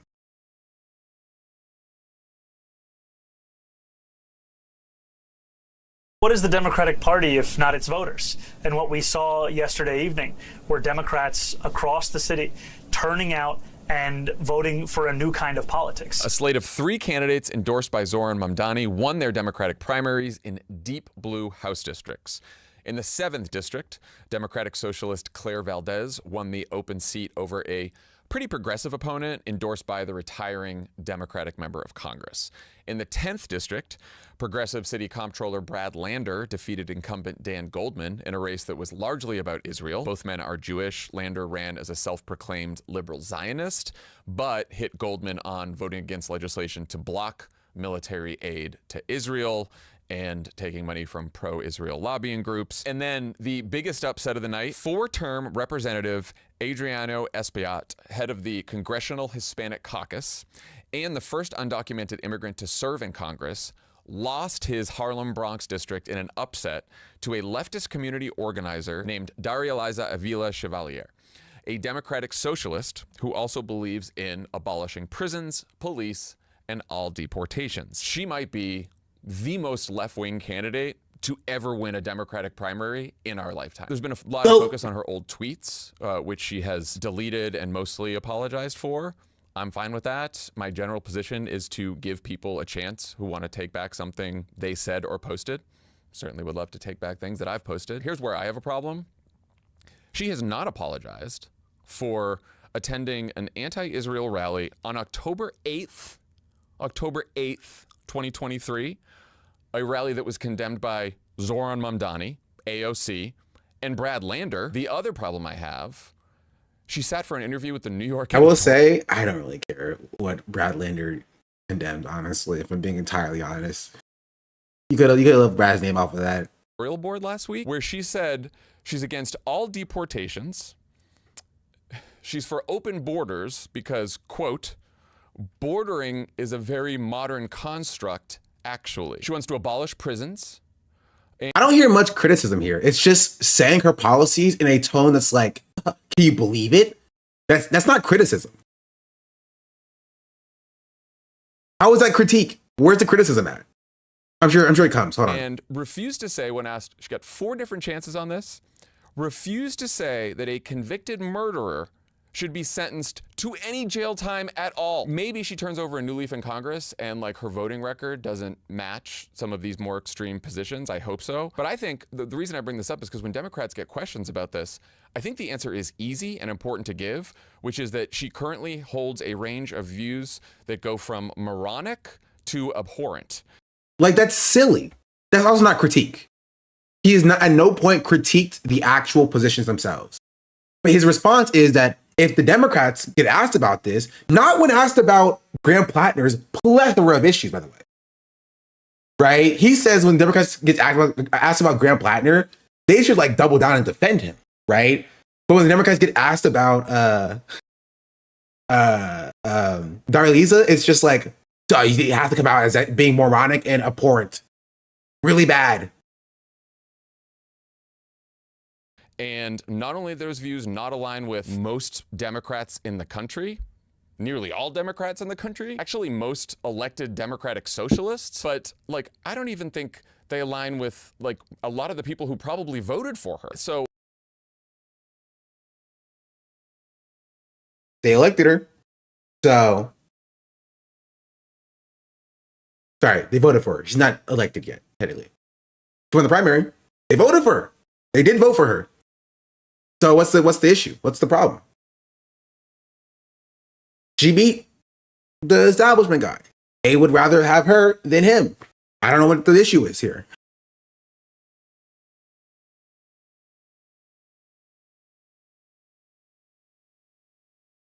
I do want to say this is how people in northern states sound like talk down to us in the South. Is he calling those people idiots? Yep. This is kind of what he's saying. Stupid, because once it's just posturing, it's political posturing. timers and then would say that like, all right, let's discuss this. Let's discuss your ideas and have a debate. Maybe he's on a line with the people that voted for her. What does that say about the current state of politics? People are not serious, even in their own corner of the internet. If Drew Gooden got into politics, I would even say don't even disrespect Drew Gooden like that. I think Drew Gooden would do better than this guy. Like, actually, genuinely. This is more like if Danny Gonzalez got in the post. I'm sorry. That wasn't a nice thing to say. My bad.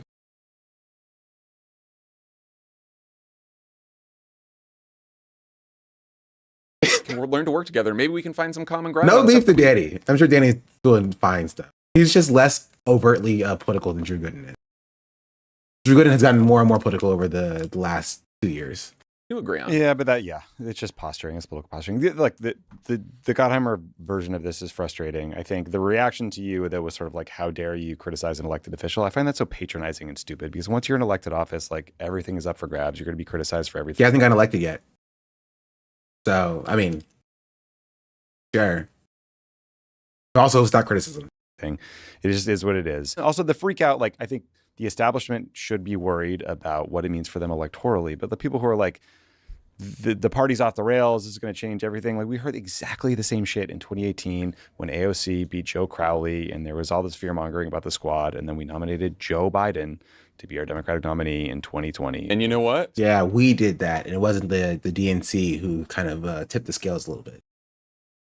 Establishment moderates.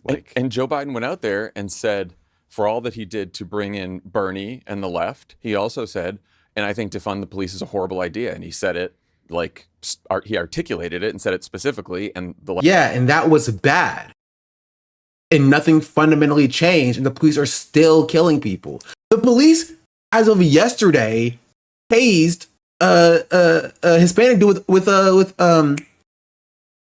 epileptic, had an epileptic seizure. I don't know if I saw the video. I saw that on my feed this morning. Right? I saw another video where this one cop, she had this little device. She was like, "Stop moving!" It was like a little TV remote. I don't even know where it is. Hold on. It was like that. It was like, "Stop moving!" I don't know why I have this hard drive here. Don't ask me why. Stop moving! He said, "What are you gonna do? You gonna shoot me?" She pressed the button, and it was supposed to like shoot out Ebola. He was like, "What was that?" And she was like, "It's a Ebola shooter." Like, they recently killed a 1-year-old baby because they thought the mom stole diapers. She didn't. I didn't see that. I saw they shot a dog because the owner was like screaming about the Knicks winning.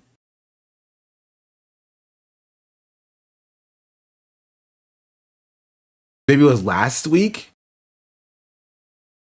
Jeez Louise. That's the problem, right? Is that like maybe he should have been for the defunding of the police. Left got really mad at him, but it's probably good that he did that because then people know where Joe Biden stood on that issue and didn't lump him in with the left. And that's bad because the police are bad.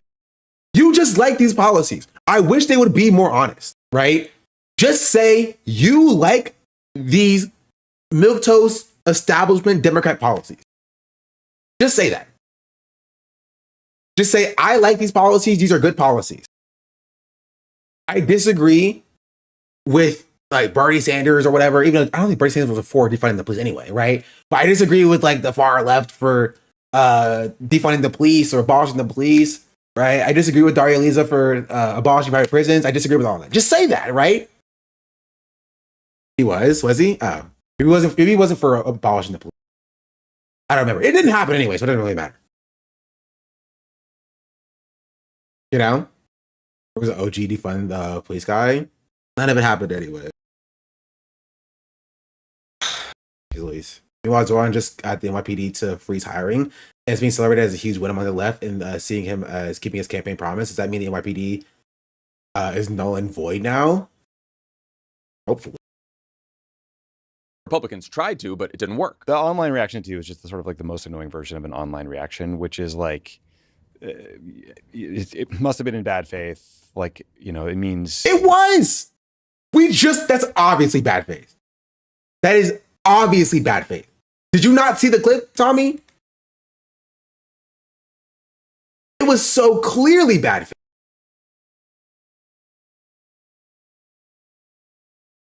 you're dead to them. You're like a shill. You're a corporatist. You should be Luigi'd. Like whatever, like insane, like Someone said literally a couple like people said I insane should be responses. Luigi. And it's like, everyone calm the fuck down. It's a political discussion. Someone did We a whole should have video, this. put my picture next to Mike Johnson and said, these two are the same. But this is where, like, I mean, a little bit as it pertains to like being an anti-socialist. Kind of. Mike Johnson was saying this exact same thing about. There was literally a video. There's like an entire meme edit, by the way. It's a sick edit, by the way. Right? But there's an entire meme edit.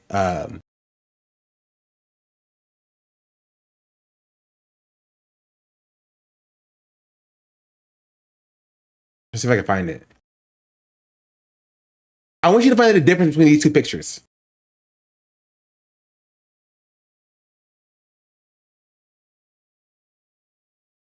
The DSA, the Democrat Socialists of America, okay, here's just a sample of what they're about. Abolish the Electoral College, replace the two-party system with a multi-party democracy, implement proportional representation and ranked choice voting in all elections. Establish public ownership of the largest corporations and essential industries to ensure democratic control and accountability to the people. End all military and economic aid to Israel. It sounds so...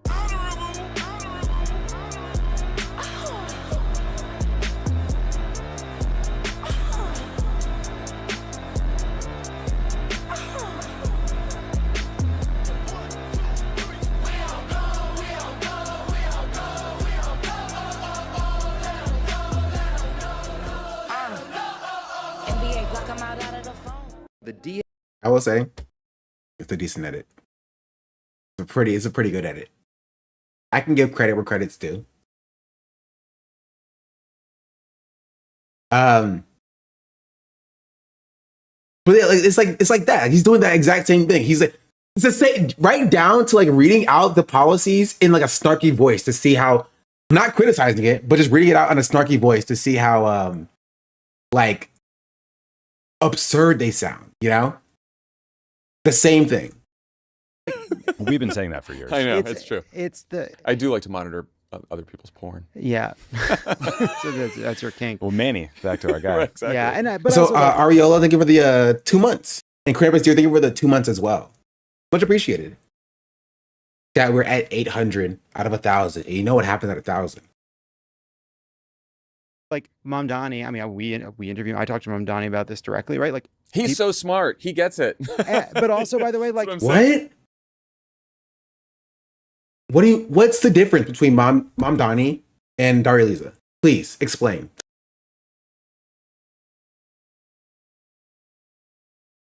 Explain what the difference is.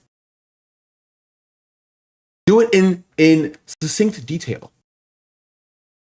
All right, must be the glasses. At 1,000, Sean quits grad school and streams full time. But if I'm not in grad school, how could I be the next socialist, black grad school elected official? Exactly.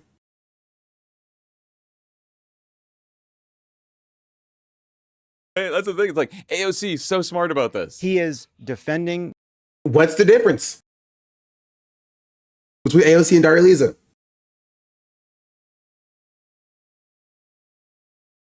Like 100K, Sean quits grad school and streams full time.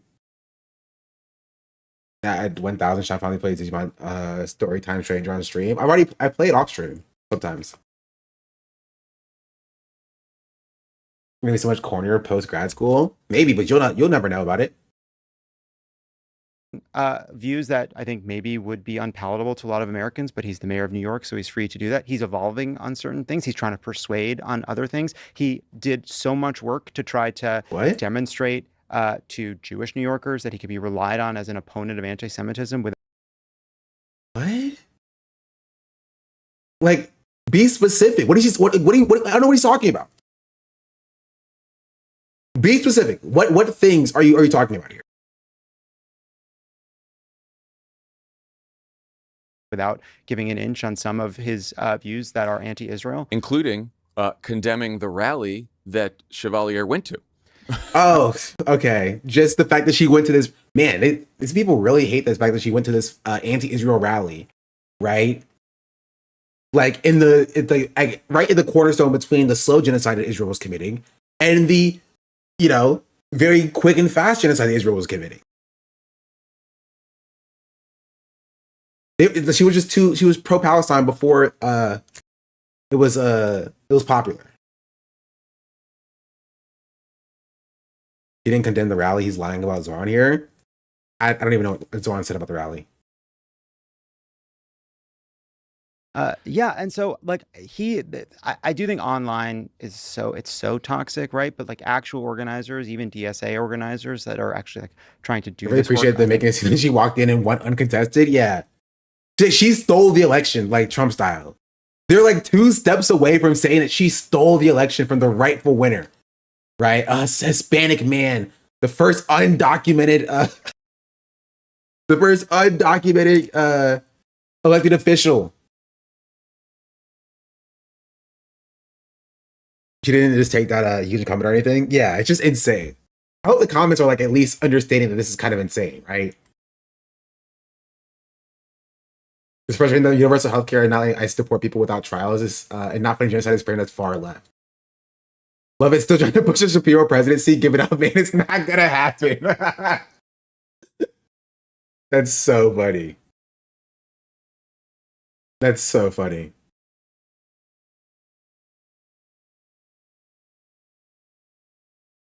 I want to see people defend Darlisa.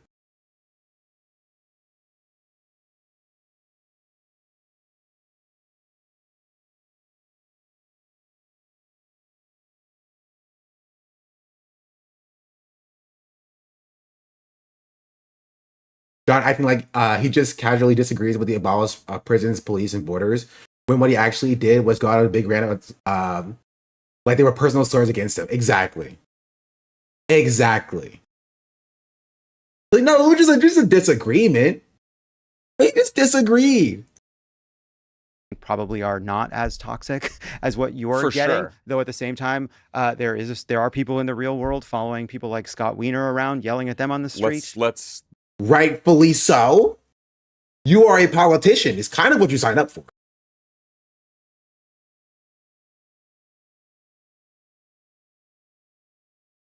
talk about that then. Scott Wiener, the state senator from San Francisco who's running to replace Nancy Pelosi. Okay, so this is what we saw. Was over the weekend surrounded and berated by a gang of hecklers at the city's annual Trans March, who told him that his long record of fighting for... Or you could frame it like that, or you could frame it like attendees, like queer attendees of a trans march saw somebody who was, ostensibly pro Israel and pro genocide up until at least January of this year, tried to walk in public without being confronted on it, and they decided to confront him on his lack of support for Palestine up until at the very least this year.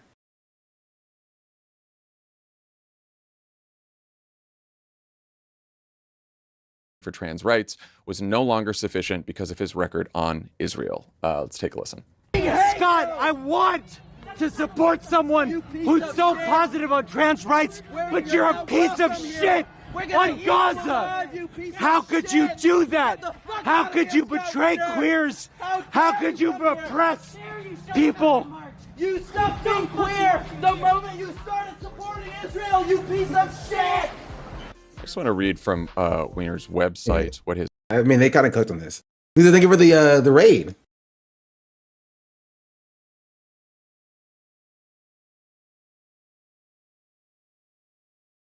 Centered on queer identity in Israel, pretty simple. Yeah, like nothing they said here was out of place. And one person was even like, "I want to support you." So like, it sounds very positive to me. His positions are on Israel and Palestine. He has publicly called the Israeli government's action in Gaza genocide, joining Bernie Sanders and Representative Balint as one of the only 3 prominent Jewish elected officials in the country to do so. He has never taken any money from AIPAC. He has voted no on military funding for Israel, and he supports... This reminds me of a tweet that I made about the Podjons like 6 months ago, which is just like, yeah, I think genuinely, I think if you frame what Israel is doing as like the Israeli government's action instead of like the state of Israel that has been doing this for decades upon decades at this point, like 76 years at least, right?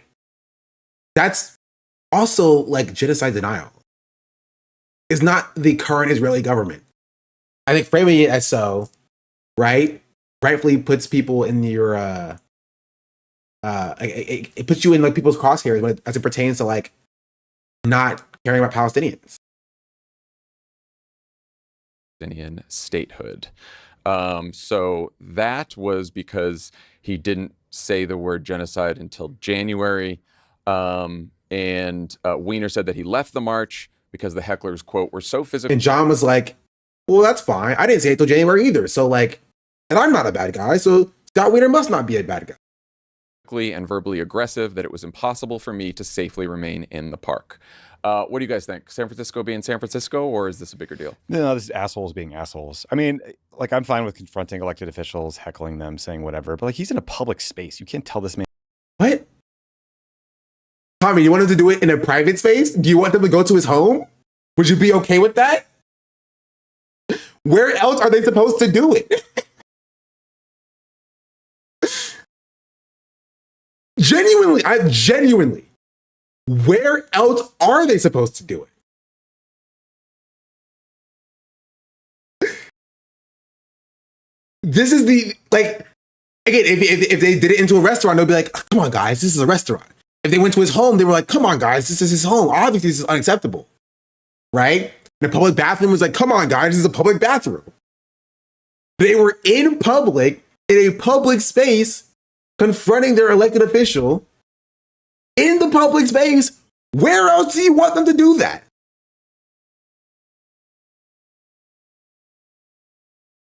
Like, I'm fine with confronting elected officials, heckling them, saying whatever, but like, he's in a public space. You can't tell this man to leave. And also, they're so threatening there, and they sound stupid. Like, saying your sexual orientation is predicated on your past comments on Gaza is just like, so I don't know Scott Weiner. I've never talked to the guy, like, but well, that's also not what they said, but sure.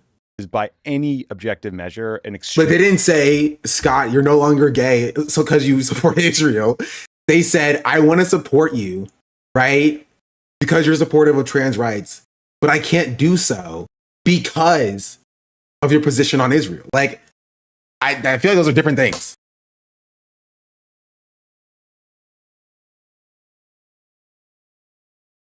Political identity is now being homophobic. Extremely progressive Democrat who, like, he's probably a touch more moderate than the squad say because of like housing issues. The people filming this stuff ultimately make their movement look bad. They make their movement, by the way. Talk that. Talk the language there. Their movement. Not our movement. That's the anti-genocide movement, by the way. It's their movement. Or the gay one. Yeah, maybe they mean the queer movement.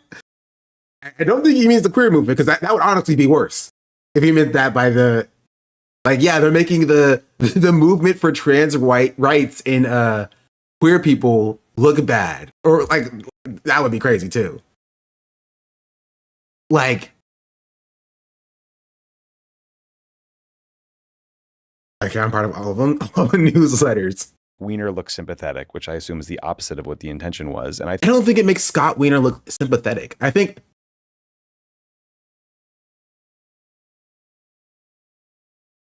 sorry, I got distracted. I think like most people are just like, yeah, Israel's bad. You know what I mean? Maybe I'm wrong on that, though. I think they also hand Fox News and Republicans a piece of content that they'll now use forever to make Democrats, especially progressive Democrats, look crazy and aggressive. And so, but okay, you can say this about Kamala Harris being heckled as well. Like, that's why I hated it. This is why I hated it when Hassan's chat did this, right? When it was like you're giving like ammunition to like these other people for like screaming at this person or whatever. Like, that is completely regardless of like why things are done. And the question is whether or not this specific instance is valid or not valid, invalid, right? Not whether or not it's going to be taken as this way, right? It's going to be taken and optically used in this way, right? If it's a valid instance, then it's a valid instance. If it's not a valid instance, it's an invalid instance, right? And this is a valid instance, Scott Wiener, who only in January came around to calling it a genocide, right? Being lapped by Marjorie Taylor Greene. That's not being talked about enough, right? If Scott Wiener started calling it a genocide in January, he was lapped by Tucker Carlson, Candace Owens, and Marjorie Taylor Greene. That is worthy of criticism. You don't get to just do that and be pro-genocide for 3 years. Finally come around to saying that it's a genocide and it's bad, and then people are just supposed to forgive you. You know, Pod Johns. Pod Save America. I wonder if that sounds familiar to you, by the way.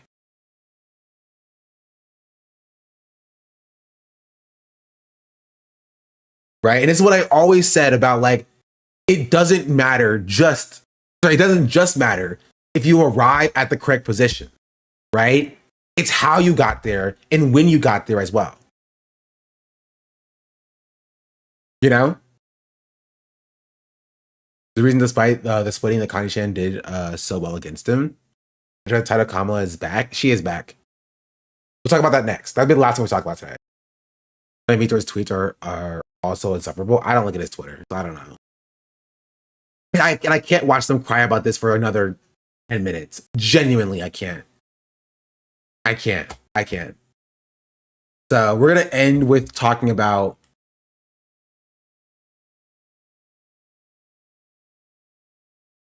this conversation. Do something fun instead. I want to play some Magic the Gathering. I want to play hardest LSAT questions. Please, no. I've taken a break. I'm on I'm on day 2 of my break of LSAT. I'm gonna start again in a few days. Oh,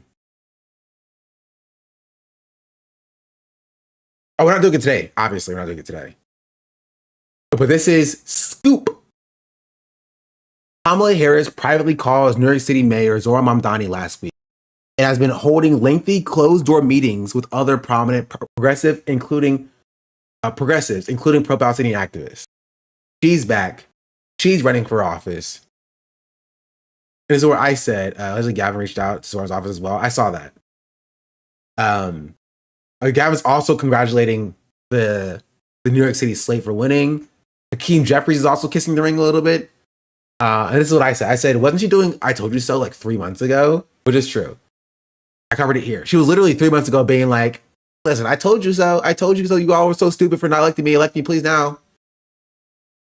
It's like they was expecting the Stones to get power back. Yeah.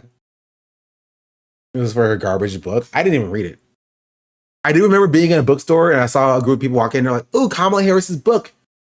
I hope it's good. Just like, sure. I did see this as well.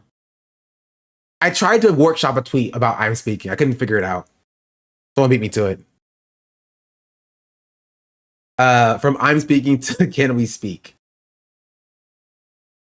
I will always stand up for Israel's right to defend itself, and I will always ensure Israel has the ability to defend itself.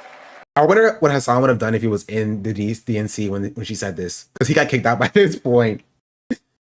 Who's cheering now? Probably none of them. King genuinely is afraid of all the power that he is accused of taking, and it's inevitable now. So she keeps going, apparently. Because the people of Israel must never again face the horror that a terrorist organization called Hamas caused on October 7. But you know how I know the tide has shifted a little bit? I've heard a lot less about Hamas from mainstream media. Obviously, they still will bring up Hamas when like people talk about it, but at the very least, when people bring up Israel, right? It's just they like it's less of a line that they run now, right? But condemn Hamas is just not a thing that exists as much. It is Israel.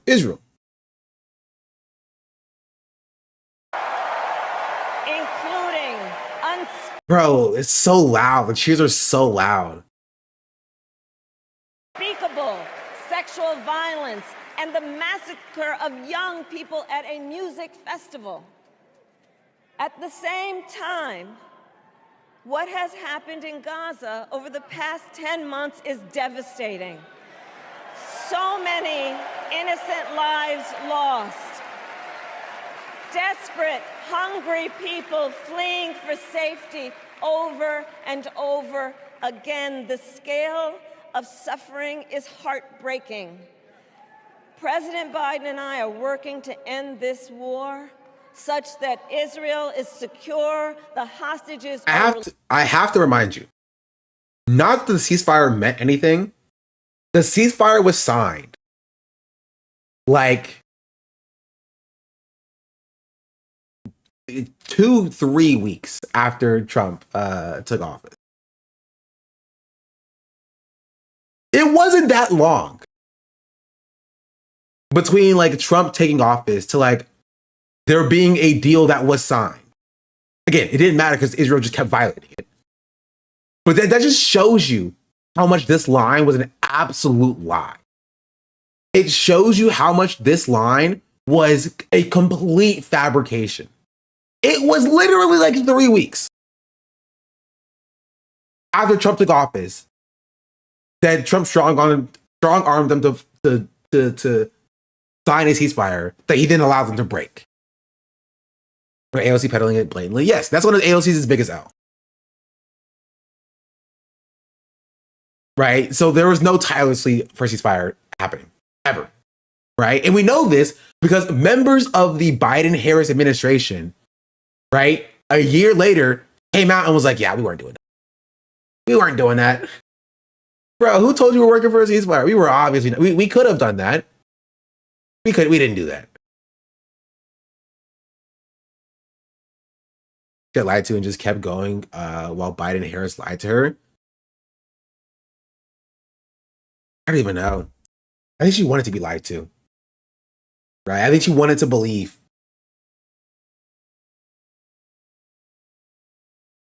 I don't know what AOC was thinking. Everyone knew that they weren't. She had to have really believed it.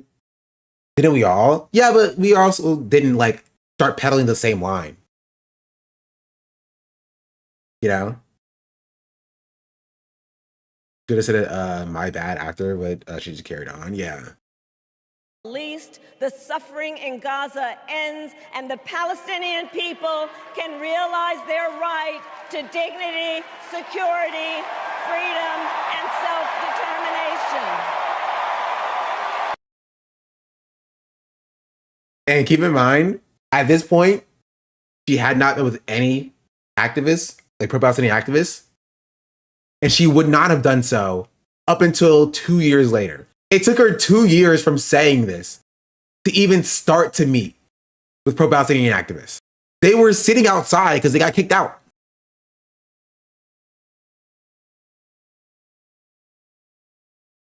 Yeah, 2 years and a book later.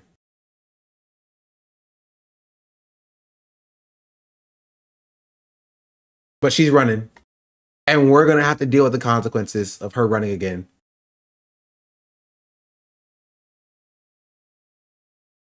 Anyway, that's it. Inside of you, there are two Kabbalists, and both of them support genocide. You're going to put out a manga next? You're going to pull a PewDiePie? Please no. Oh, she is. So is Gavin Newsom.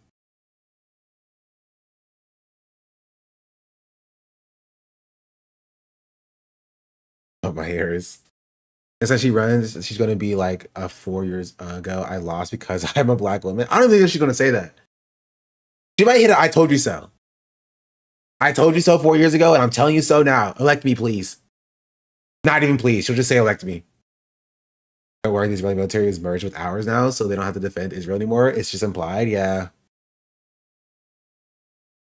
Yeah. Right? Is it crazy that they're going to use... the Israeli military is going to get the GI Bill before we get free healthcare?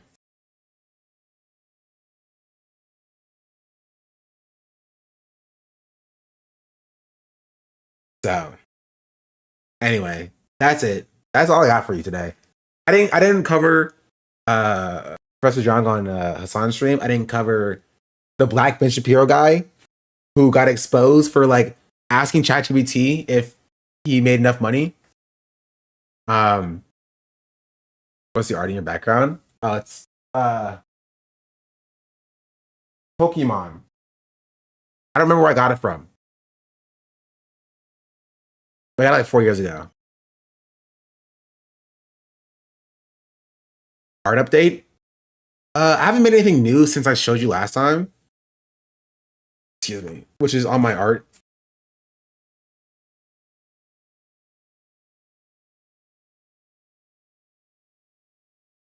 Instagram? It's just this one.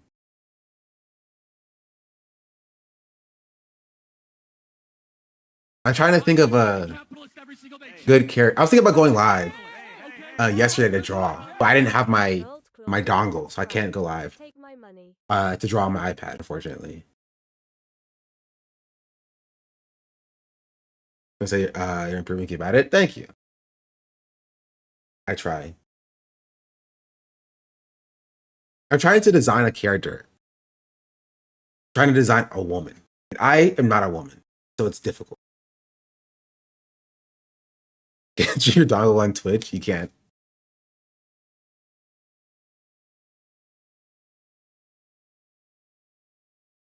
What is a woman? What are you, Matt Walsh? Show dongle? I'm not showing my dongle on Twitch, bro. I don't even have my dongle, bro.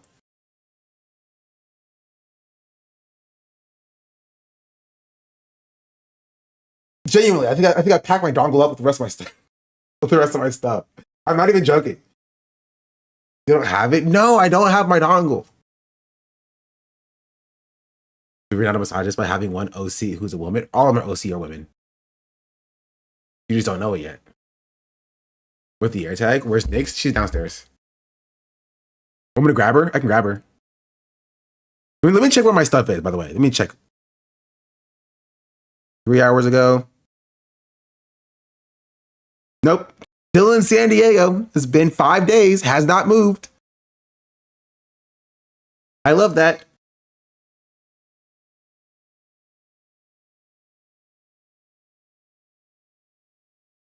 Moved to San Diego at this point. I know, right?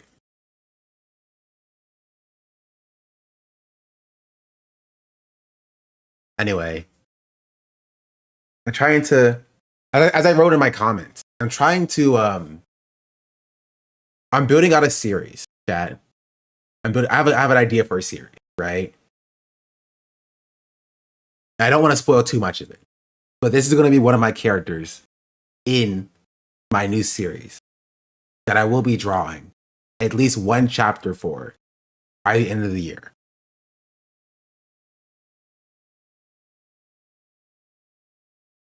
And it took a lot out of me. Odd Sean's. That's how your dongle is? Yeah, it's fine. It's okay. I have an idea for a comic series, but I lost inspiration like 2 months ago. And 2 months in, you should do it. Chat, join us. If you're playing EDH Commander in like 2 hours, I'm here to join in. I didn't really have any plans. I did build a new deck. I did build a new deck, Commander deck. It's my first ever deck that I built. Technically second, because the other deck that I built wasn't a real deck because I just used somebody else's deck online. But this is a deck that I built fully. I just watch gameplay to learn. Commander, yeah, you can. Is he waiting for you to read Dungeon Crawler Carl? Maybe I'll play on which commander. I'll give too much away. What's your deck flavor? It is a Simic deck, so it's blue and green. And it is a deck that is built specifically around casting so many instant spells. Or in sorceries. Mostly instant, though. Okay, I know. I clowned on blue players before. Do you play Rivals, by the way, as in which channel? I usually play Rivals on this channel when I'm sponsored. But I'm going to be doing more stuff on my second channel. Right? Honestly, okay, this is a little bit of a leak for the people who are still here at the end of the stream. I'm thinking about retiring this channel. You know how people like do like a second channel that becomes their main channel? I'm thinking about retiring this channel.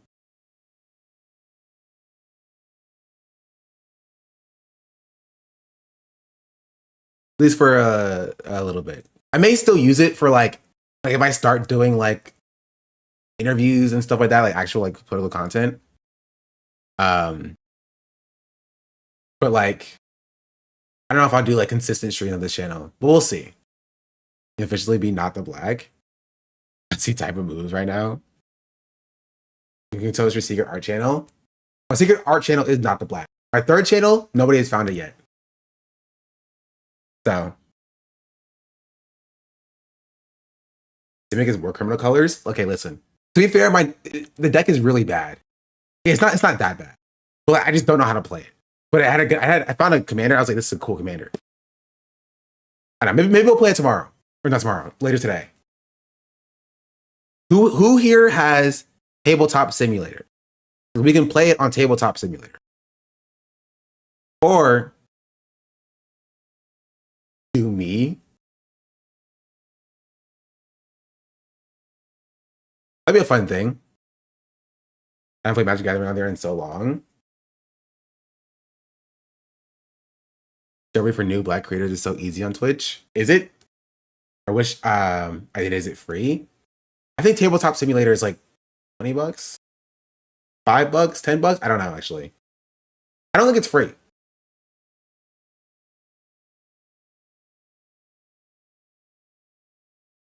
$10 right now on Steam. Oh, there it is. Well, there's a here I can show you. You play Mecha Chameleon. I think I was invited to play in a lobby, but I was moving at the time, so I don't even think I could have played. For all the games you can get are free, yeah. Has been 10 for a long time. Here, I can show you what it is. Hold on. Look at my character upside down. Right, I also didn't ask chat. Do you think this character looks like a Casey?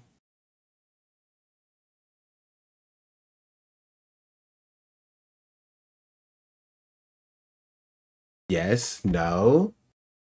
Yes, yeah, I can see it.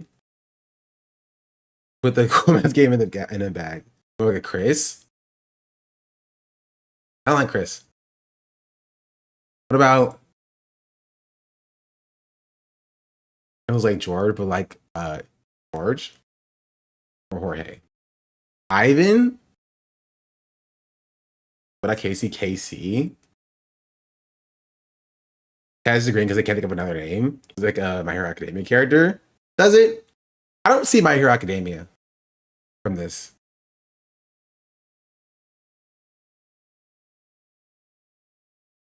It's not My Hero Academia, really? What does Casey mean? Ed Sheeran? I can see Ed Sheeran a little bit. The eyes, I think. These aren't really My Hero Academia eyes. I'm pretty sure. I see the devil anime, like Devilman Crybaby. It's a deep pull.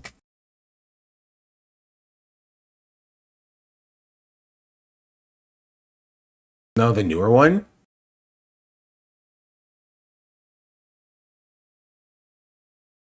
Like Chainsaw Man?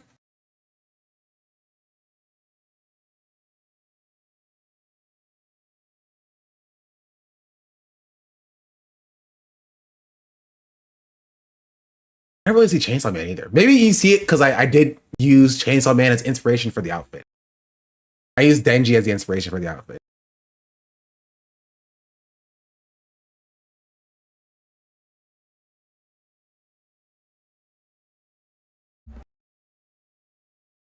So he's wearing the bill or the uniform. Look, he throw mad hands. I'm glad you said that. Because he will be throwing mad hands. Indeed. I had to change the eye color because of Makima. I drew him and I was like, he looks too much like Makima when I had the eye color. So now he has green eyes. I changed the hair color to be slightly, I think, lighter, and then I changed the eye color because I was like, this just like male Makima. It's just like I was just like, that's not what I was going for. Here, I'll show you.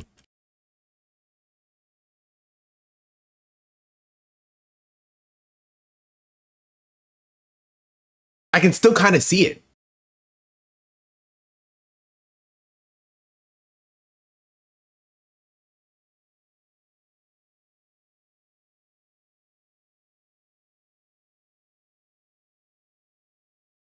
How old is he supposed to be? How old do you think he's supposed to be? I can see it a little bit.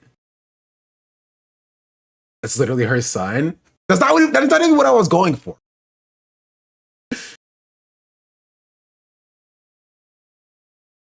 500. He's actually a 3,000-year-old dragon. They went on a state fair. Yeah, maybe we'll take a little look-sees. 17, 19. I need to age him up a little bit.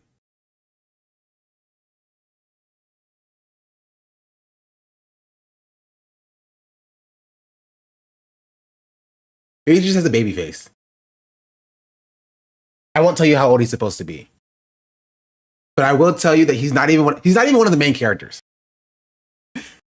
He's not even like if I had to classify like on the scale of like what level character from like main to supporting character to like tertiary character, like main, secondary, tertiary. He's probably like on a scale of like a Kakashi, right? Not like the main cast, but like the secondary cast, Like,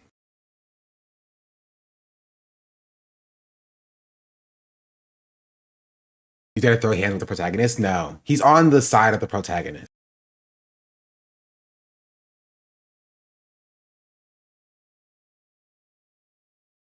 For the secretary? Yeah.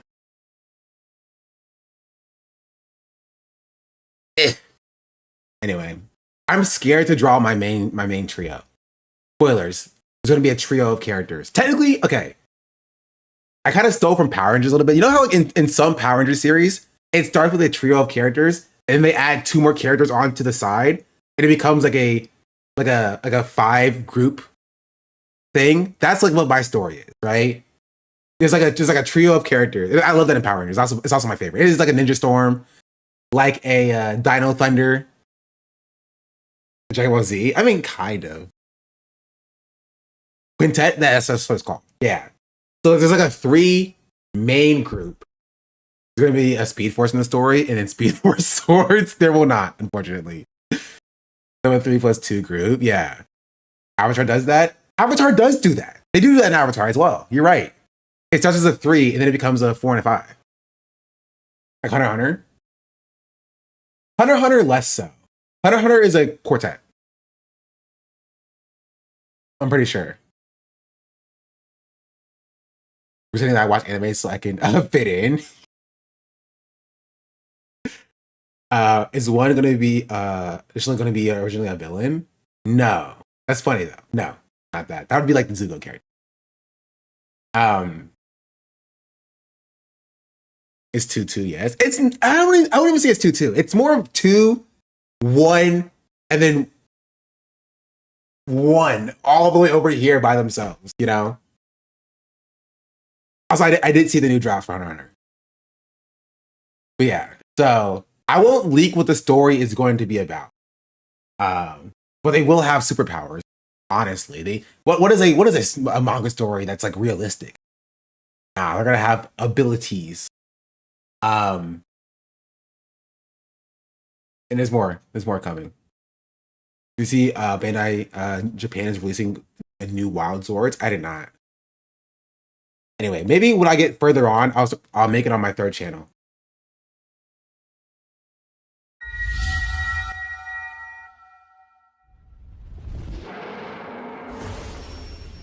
And then get back in Hunter x Hunter, but the Ant arc holds me back. I still need to finish it. The Ant arc is you either love the Chimera Ant arc or you hate the Chimera Ant arc. Right? There's very little in between. I loved it.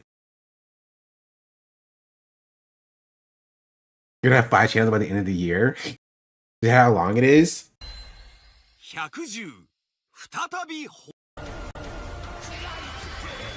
It's just like I don't understand what it says. It's Zords without Power Rangers?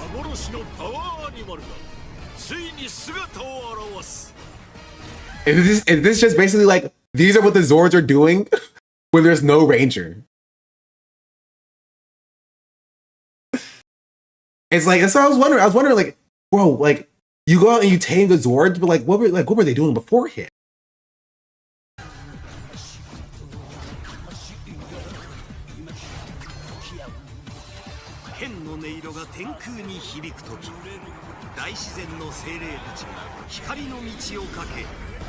Or are the Zords the Power Rangers themselves?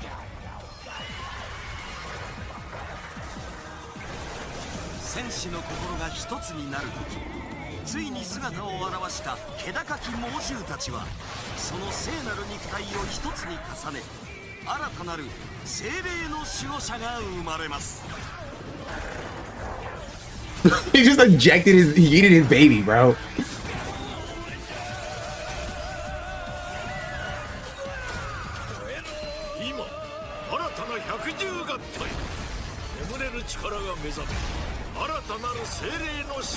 Okay, that's kind of sick.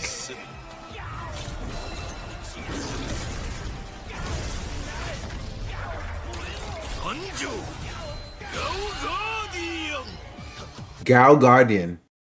Interesting. Kind of sick. Wait, why did okay?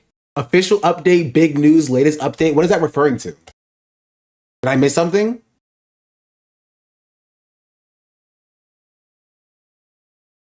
Oh no, it's just spam. Unfortunate. In lore, that's supposed to be 100 Zords. These are more or less off-screen power animals. There's 100 Zords in general.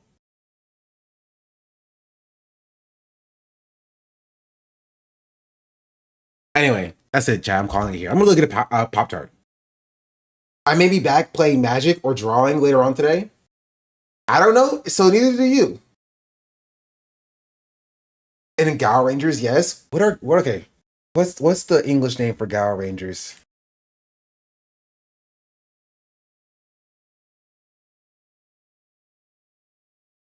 Oh, Wild Force. I hated that series. Sorry. Is that wrong of me to say? I did not like Wild Force. I didn't hate it. I didn't hate any of the pre Nickelodeon series. It was my least favorite pre Nickelodeon series. Wild Force is mid besides Forever Red. True. Forever Red was fire. Anyway, that's it. Like sure, thank you. I appreciate that.